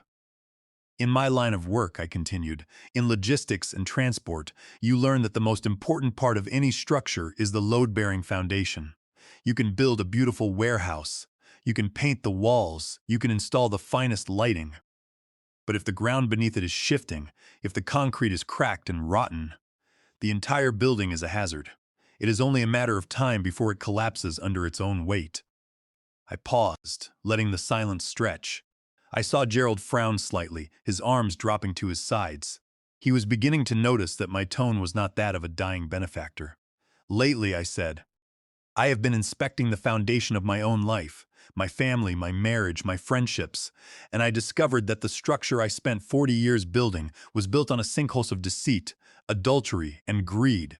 I realized that the people I trusted most in this world, the people who sat at my dinner table, were the very ones who were digging my grave." A quiet rustle went through the pews. People began to whisper, shifting in their seats. In the front row, Eleanor's smile froze. Her eyes locked onto mine, a sudden, sharp panic appearing in her gaze. She sat up straight, her hands tightening in her lap. "Roger," Gerald said, taking a step toward the pulpit, forcing a warm, priestly smile onto his face. "If you're not feeling well—" "I'm feeling perfectly fine, Gerald," I said, my voice cutting through his attempt to interrupt. I looked up at the AV booth in the balcony. "In fact, I want to show you all a special tribute. a tribute to the real legacy of this church's leadership and the family values we celebrate today. Please, turn your attention to the screens. The lights in the sanctuary suddenly dimmed.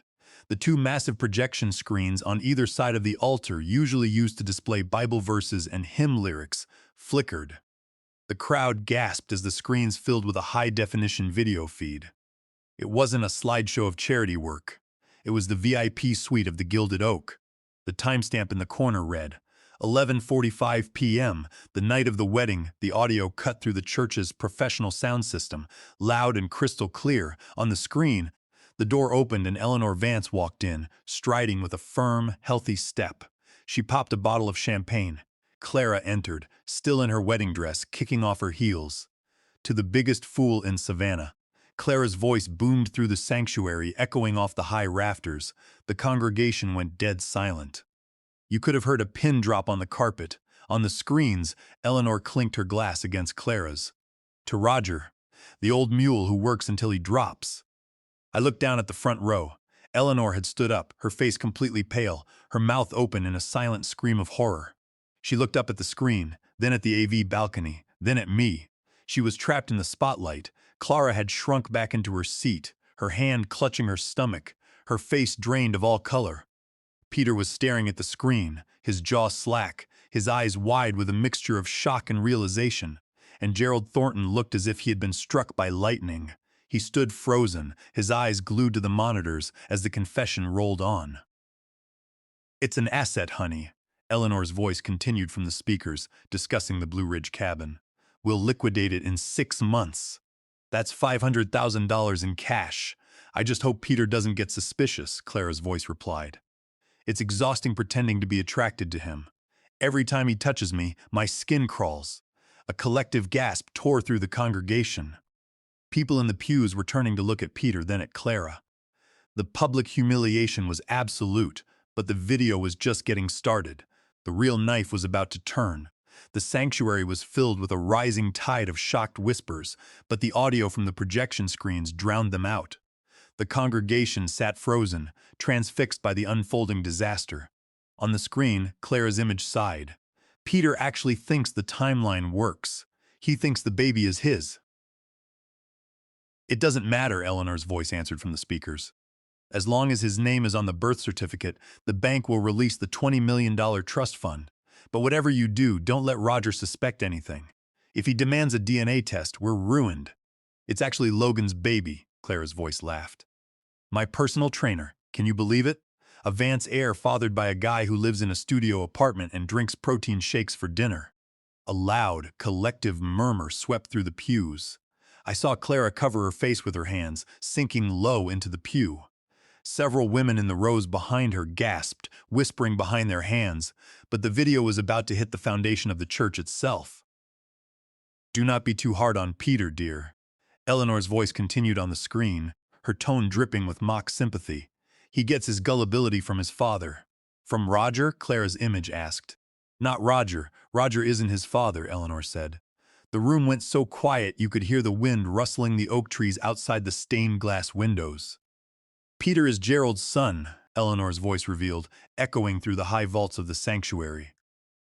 "Pastor Gerald Thornton, my best friend. Roger was always on the road building his trucking empire. Gerald was there. He comforted me. When I got pregnant, Roger was so proud. He just signed the checks. Peter has Gerald's eyes." A roar of outrage and disbelief erupted from the congregation. People stood up, pointing at the altar, staring at Pastor Gerald. "Turn it off!" Gerald screamed, his face turning a deep, angry purple. He ran toward the steps leading to the AV balcony, shouting at the top of his lungs. "Cut the power! This is a desecration of the house of God. Turn it off now."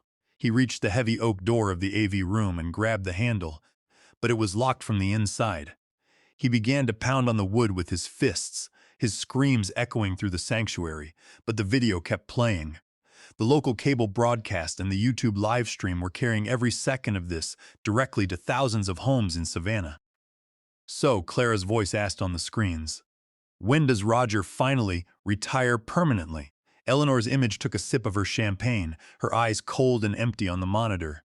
"Soon. I switched his heart medication 3 weeks ago. I've been crushing digoxin into his morning smoothies, just a tiny bit every day. It builds up in the system. One day he'll just go to sleep and never wake up. And then, my dear, we inherit the remaining estate. The attempted murder was out. The conspiracy was laid bare. I looked down at the VIP section. Sheriff Davis was already on his feet. He had drawn his radio, speaking rapidly into it, his face hard and determined. He looked at me, then at Eleanor, and then at Gerald, who was still pounding on the AV door. On the screen, the video finished with the two women clinking their glasses and Eleanor humming Amazing Grace. The screens flickered and went black. The lights in the sanctuary remained dim, the only illumination coming from the colored light filtering through the stained glass windows. I stood behind the pulpit looking down at the wreckage. Eleanor was standing in the aisle, clutching her purse to her chest, her eyes darting toward the side exits.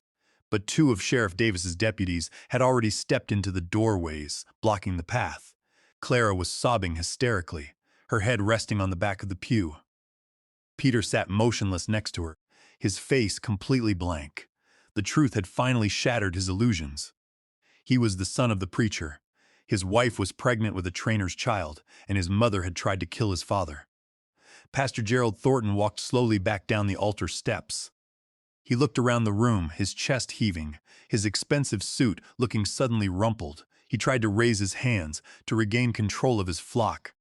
"Brothers and sisters," Gerald pleaded, his voice cracking, losing its booming authority. "Please, this is a malicious attack, a fabricated video generated by artificial intelligence, a frame-up by a bitter husband who is losing his mind. I swear to you before God." "Save your breath, Gerald," I said. My voice cut through the noise of the sanctuary, cold, clear, and absolute. I stepped out from behind the pulpit and walked down the steps, standing right in front of the altar. I reached into my pocket and pulled out a stack of paper documents Sandra Jennings had prepared for me. "I don't deal in stories, Gerald," I said, holding up the papers. "I deal in data, and the data doesn't lie." I stood at the base of the altar, the eyes of 500 members of our community locked onto me. I held the documents high, the crisp white pages catching the light. "I have here," I said, my voice carrying to the very back of the hall, "the certified laboratory report from Harrison Forensic Lab in Savannah. On Monday morning, after I faked my collapse, I secured a sample of the green smoothie Eleanor prepared for me. Dr. Harrison analyzed it. It contained 5 milligrams of digoxin, a lethal dose." A gasp ran through the crowd. "I also had my own blood tested," I continued. "My blood digitalis level was 2.4 nanograms per milliliter. That is a toxic buildup. For 3 weeks, my wife has been slowly administering a poison designed to trigger a heart attack. If I had continued to drink what she prepared, I would be dead today. That is attempted murder under Georgia Code 1641 and elder abuse under Georgia Code 165102. Sheriff Davis stepped forward, his boots clicking heavily on the marble aisle. He stood right behind Eleanor, his hand resting on his belt. "Second," I said, sliding the next page to the front. "This is the Do Not Resuscitate order and the $5 million trust withdrawal application Eleanor and Clara attempted to file this week. Both documents bear my signature, but my signature has a distinct tremor from a minor stroke I suffered 5 years ago. These signatures are smooth, traced, and forged. The notary stamp belongs to Clara Miller, my daughter-in-law. Under Georgia Code Paragraph 169-1, forging a real estate or financial document is a felony.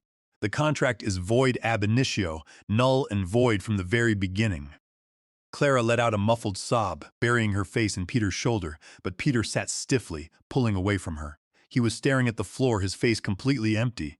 "And third," I said, my voice dropping to a low, heavy register, "this is the DNA paternity report from Harrison Forensic Lab.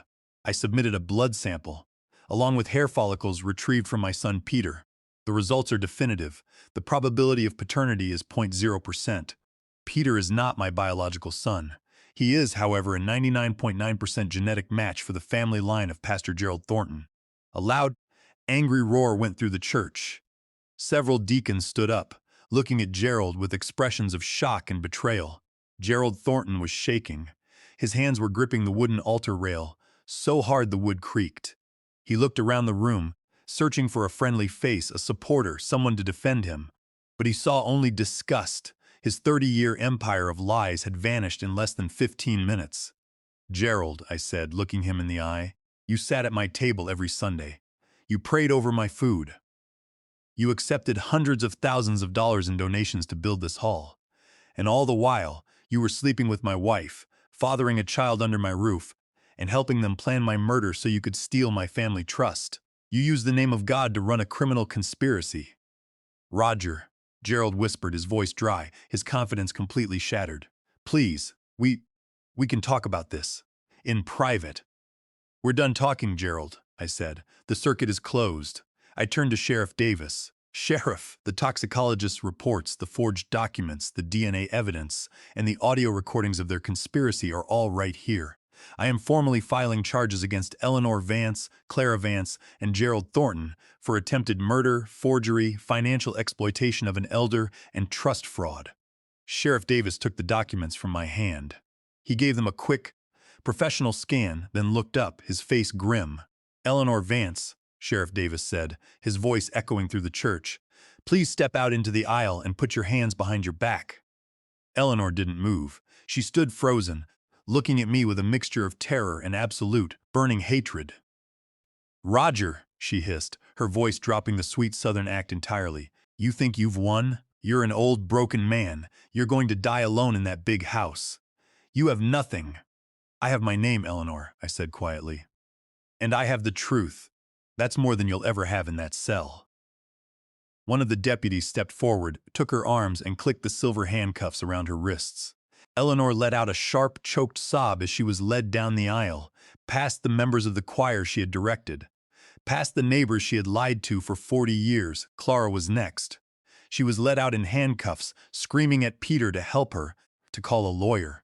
But Peter didn't move. He didn't look up. He sat in the pew, his head in his hands, completely silent. Finally, Sheriff Davis walked up the altar steps toward Gerald Thornton. "Gerald," the sheriff said, "you're under arrest for conspiracy to commit murder and financial fraud. Let's go." Gerald looked at the congregation, then at the sheriff. He slowly raised his hands, the metal cuffs clicking shut over his expensive watch. The man who had ruled the pulpit was led down the steps like a common thief. The heavy oak doors of the sanctuary closed behind the deputies, cutting off Eleanor's muffled screams and the metallic clicking of their handcuffs. The congregation remained in a state of stunned, murmuring shock. People were slowly sitting back down, their faces pale, talking in hushed, hurried whispers. The energy in the church was like a storm that had just passed, leaving nothing but debris. I stood at the altar for a moment, letting the silence settle. Then, I slowly walked down the steps, my boots echoing on the marble, and stood in front of the first pew. Peter was still sitting there. He hadn't moved a muscle. He was staring at the floor between his shoes, his hands clasped tightly between his knees. His shoulders were shaking, and I could hear his quiet, ragged breathing. I stood over him for a long moment.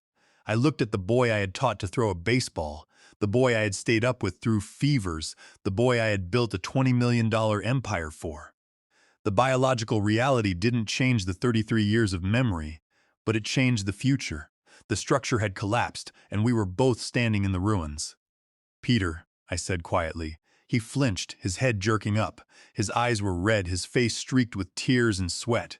He looked at me, his mouth opening and closing, looking for words that didn't exist. "Dad," he whispered, his voice cracking. He reached out a trembling hand, but let it fall back to his knee. "Dad, I'm so sorry. I didn't want this. I swear to you, I didn't want you to die." "You stood in my living room, Peter," I said, my voice cold, level, and empty of emotion. "You watched the clock. You let Clara slap you, and you listened to your mother lie about a DNR. You waited 10 minutes to make sure my heart had stopped before you called the ambulance. And then you signed a witness statement with a fake time of discovery to cover up a murder. You traded my life for $5 million and a house in the Landings. I was scared," he cried, burying his face in his hands, his body shaking with deep, pathetic sobs. "Clara, she said we were in debt. She said the baby was coming and we had nothing. She said you were going to die anyway because of your heart. I didn't know about the poison, Dad. I swear, I didn't know Mom was putting pills in the smoothies. I thought you just collapsed. But you were willing to let me stay on that floor," I said. "You were willing to let me die. because it was easier, because it was profitable. He couldn't answer. He just cried, the low, whimpering sounds of a child who had realized the game was over. What, what's going to happen to me? He asked, looking up at me through his fingers. His eyes filled with a desperate, selfish fear. Even now, he was thinking about his own skin. You're going to leave my house today, Peter, I said. You and Clara will vacate the apartment I paid for. The Blue Ridge cabin belongs to me. The deed you were given was never recorded, and under the fraud filing Sandra is submitting tomorrow, it is officially revoked. You are not my son, and you will not receive a single dollar from the Vance Family Trust. I am restructuring the trust tomorrow. The entire $20 million is being transferred to a foundation for the West Savannah Orphanage, the place where I grew up. Peter gasped, his eyes wide. But Clara is pregnant. The baby belongs to Logan, the personal trainer, I said. You heard the tape, you saw the files. If you want to raise another man's child in a rental apartment, that is your choice. But you won't do it on my money. He slumped back against the pew, looking as if he had been struck. Dad, please. I have nothing. I don't even have a job. You paid my salary at the holding company. You have your life, Peter, I said. That's more than I would have had if your mother's plan had succeeded. I spoke to the district attorney this morning. I told him I will not press criminal charges against you for signing the false witness statement. I am doing this not for you, but because of the memory of the boy I thought you were. I am leaving you with your freedom. That is the last gift you will ever receive from Roger Vance. I turned away from him. Dad, he called out, his voice cracking, reaching for my coat. Dad, please, don't leave me like this. I didn't stop. I walked down the carpeted aisle of the sanctuary, my head held high, my eyes looking straight ahead. The congregation watched me in silence, parting to let me pass. I pushed open the heavy double doors of the church and walked out into the bright, warm Georgia sunlight. The air was fresh, clean, and free of the scent of lavender and incense. I took a deep, full breath, feeling the strength in my chest, the steady, rhythmic beat of my heart. Sandra Jennings was waiting for me by my truck. She was holding a leather folder, a calm, satisfied smile on her face. The sheriff's transport has already left, she said. The media is already outside the county jail. The story will be on the evening news. Good, I said, climbing into the driver's seat of my F-150. Let them report it. Roger, Sandra said, resting her hand on the truck door. Are you going to be okay? That was a lot of wreckage for one morning. The logistics are simple, Sandra, I said, starting the engine. It roared to life, steady and powerful. When a system is corrupted, you disconnect it. You clear the line, you drop the cargo, and you build a new circuit. I'm going to drive up to the mountains. I have a cabin to inspect. The drive from Savannah to the Blue Ridge Mountains took 4 hours. As the flat coastal plains of Georgia slowly gave way to rolling hills and then to the steep, pine-covered ridges of the Appalachian chain, I felt a weight lifting from my chest. I pulled my F-150 onto the gravel road that led to the cabin. The truck rumbled over the wooden bridge crossing the limestone creek, and there it was, the cabin I had built with my own hands. It was a solid 2-story structure built from cedar logs and river stone, tucked behind a thick screen of hemlocks. I parked the truck and stepped out. The air here was different. It was cool, crisp, and filled with the scent of damp earth and pine needles. The only sound was the wind rustling the leaves and the quiet lap of the lake water against the dock. I walked onto the porch, sat down in the wooden rocking chair I had built 10 years ago, and looked out at the water. I spent the evening in silence, watching the shadows lengthen across the lake and the stars blink into existence in the clear mountain sky. For the first time in 3 weeks, my chest didn't feel tight. The poison was leaving my system, and so was the anger. On Monday morning, at exactly 9 a.m., my phone buzzed. It was Sandra Jennings. Roger, she said, her voice crisp and professional. We've had a busy morning at the courthouse. The sheriff's department and the district attorney's office have finalized the initial charges. Let's hear the logistics, Sandra, I said, looking out at the mist rising from the lake.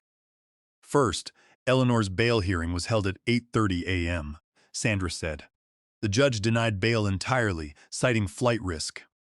We presented the motel recordings Marcus made, where she and Gerald discussed transferring $5 million to the Cayman Islands. She's being held at the Chatham County Detention Center. Her defense attorney is already trying to discuss a plea, but the DA is refusing. They want a full trial for attempted murder. Good, I said. Let her spend the winter there. Second, Clara Vance is cooperating, Sandra continued. She was arrested as an accomplice to forgery and financial fraud. The moment the cuffs went on, she broke. She's currently pregnant, so her lawyer is desperate to keep her out of prison. She's offered to give a full, sworn deposition detailing Eleanor's entire plan, including the forgery of the DNR and the trust withdrawal, in exchange for a reduced sentence. She's also admitted under oath that the child is indeed Logan's.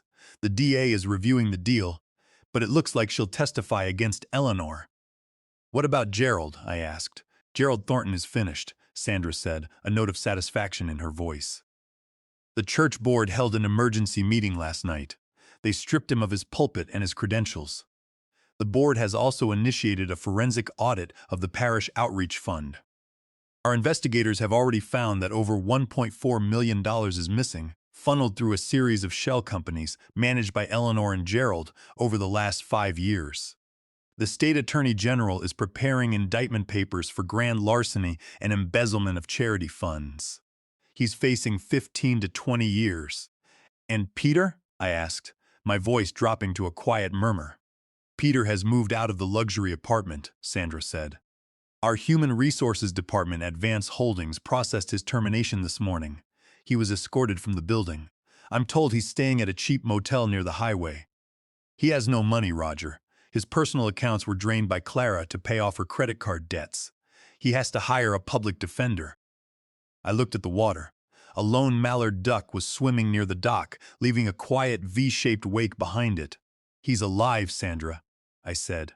That's more than he deserved after what he did. Let him figure out how to work for a living. We filed the formal revocation of the 2011 power of attorney in Roscommon County and Chatham County today, Sandra said. And the trust restructuring paperwork is finalized. The bank has frozen the Vance Family Trust. The $20 million transfer to the Savannah Orphanage Foundation will clear next Monday at 9 a.m. Eleanor and Gerald won't see a single dime. Thank you, Sandra, I said. You've done a masterful job. I just followed the route, Roger, she said. Take care of yourself up there. Dr. Harrison says you should stay on the binding agent for another week to clear the digitalis entirely. I will, I said. I'll see you when I get back to Savannah. I hung up the phone and set it on the wooden table beside my chair. The wind was picking up, blowing the mist off the lake. I looked at the cabin. It was a strong structure. The logs were solid, the footings were deep, and the roof was tight. I had built it to last, and now I was going to enjoy it. I was 71 years old, and my life was starting over. The old cargo had been dropped, the route had been cleared, and I was finally driving my own truck. 3 months passed. The Georgia autumn had turned into a mild, damp winter, and the Spanish moss in Savannah looked gray and heavy under the seasonal fog. I had spent most of my time up at the Blue Ridge cabin, chopping wood, repairing the boat dock, and letting the quiet of the mountains heal my body. Dr. Harrison had run a final blood panel on me 2 months ago. My digitalis levels were back to a perfect, healthy baseline, and my heart was pumping as strong as it had when I was 50. I returned to Savannah in January for the final court dispositions. I sat in the back of the courtroom in my charcoal suit, watching the machinery of the law grind my betrayers into dust. Eleanor's trial never happened.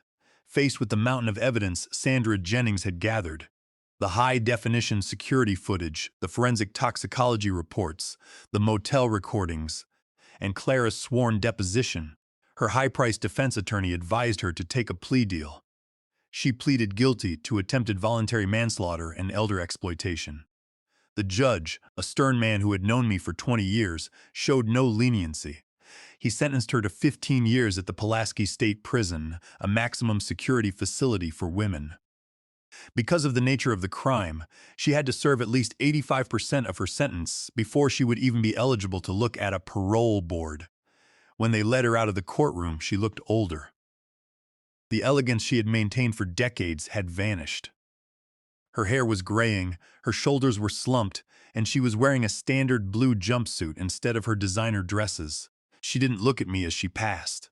She was just another convict, stepping into a cell she had built with her own greed. Pastor Gerald Thornton also chose to avoid a trial. The church's forensic audit had uncovered over $1. $4 million in embezzlement from the outreach and building funds. He pleaded guilty to grand larceny, conspiracy to commit murder, and tax evasion. The court sentenced him to 12 years in federal prison. His Cadillac was seized. His North Carolina cabin was liquidated to pay restitution to the church, and his name was stripped from the building he had spent 30 years building. Clara Vance received 3 years of probation and 500 hours of community service under a plea agreement, largely due to her cooperation and her pregnancy. The baby was born in November, a healthy boy. A court-ordered DNA test confirmed that the father was Logan, the personal trainer. Peter had immediately filed for divorce, which was finalized in less than a month. Clara had moved back to her parents' house in North Carolina. Her career in marketing ruined, her social media pages deleted, and her name dragged through the local press and Peter. I saw him only once during my stay in Savannah. I was driving my F-150 down Bay Street on a rainy Tuesday afternoon, waiting at a red light. I looked over at a local courier truck parked by the curb. A young man in a damp uniform was carrying a heavy cardboard box, struggling to balance it against the rain as he walked toward an office building. It was Peter. He had lost weight, his shoulders were hunched, and he looked tired. He was working as a delivery driver, earning $18 an hour, carrying crates just like I had when I was 20. He didn't see me. I watched him pull open the heavy glass door of the building, disappear inside, and close the door behind him. I felt a brief, passing pang of sadness. I had loved him. I had spent 33 years believing he was my blood. But the truth is a hard thing. It sweeps away the illusions, and it leaves you with the raw materials of reality. Peter had to learn how to stand on his own 2 feet. He had to learn the value of $1, and he had to learn that choices have consequences.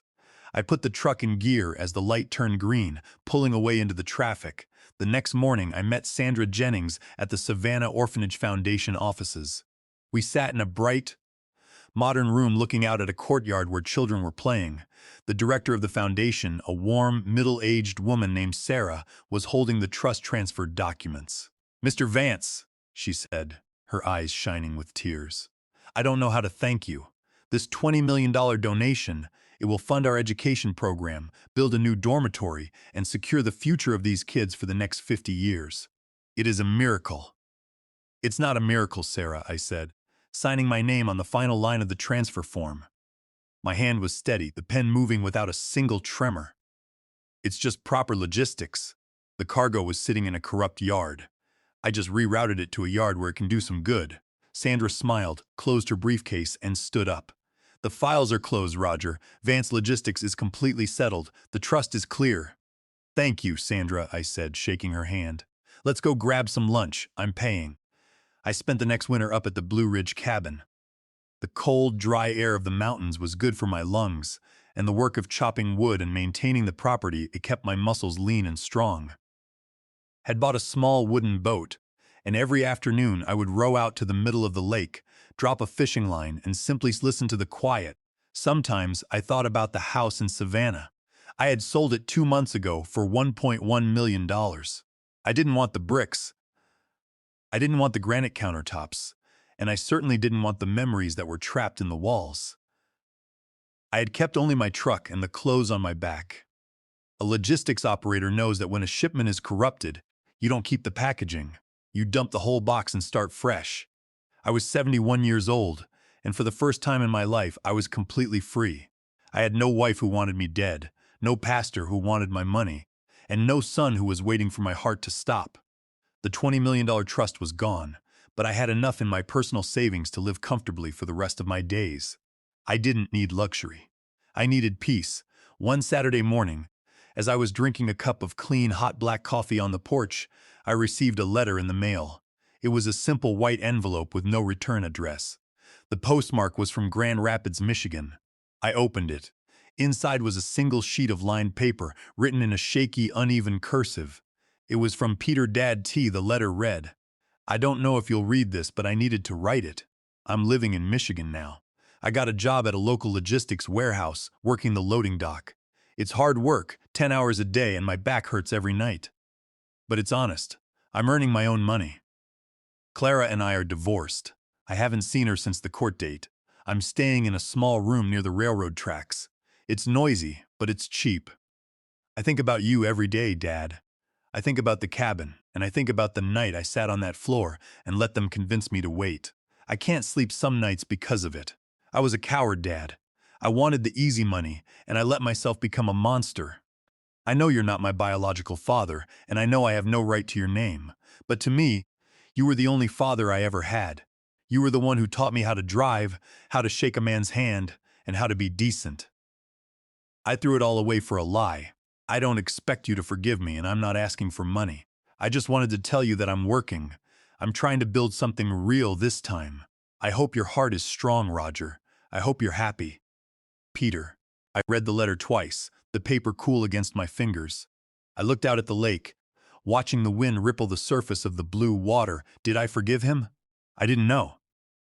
The damage was done, the structure had collapsed, and you can't rebuild a building once the concrete has been crushed into gravel. But I felt a quiet sense of satisfaction. Peter was working, he was sweating, he was learning the lesson I had tried to teach him for 30 years, the lesson he had been too rich and too lazy to understand. He was finally becoming a man, even if he had to do it in the ruins of his own life. I folded the letter, walked into the cabin, and placed it in a wooden box at the bottom of my desk. I didn't write back. The line was disconnected and the circuit was closed. But I kept the paper.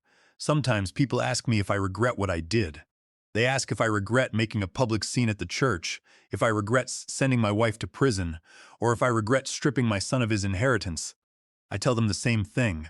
A logistics system only works if the routes are clear and the operators are honest. If you let a double-crossing contractor run the trucks, you lose the cargo, you lose the fleet, and eventually, you lose your life. When you find a leak in the line, you plug it. When you find a thief, you lock him out. I am Roger Vance, 71 years old, and my heart is beating perfectly. I built an empire from a single truck, and when it fell apart, I built a new life from a cedar cabin. I have my health, I have my peace, and I have the truth. And in the end, that's the only cargo that really matters. I took a slow sip of my coffee, feeling the heat spread through my chest. The sun was breaking through the pines, lighting up the lake with a brilliant golden glow. I leaned back in my rocking chair, closed my eyes, and listened to the quiet. The route was complete. The delivery was made, and the operator was finally off the clock.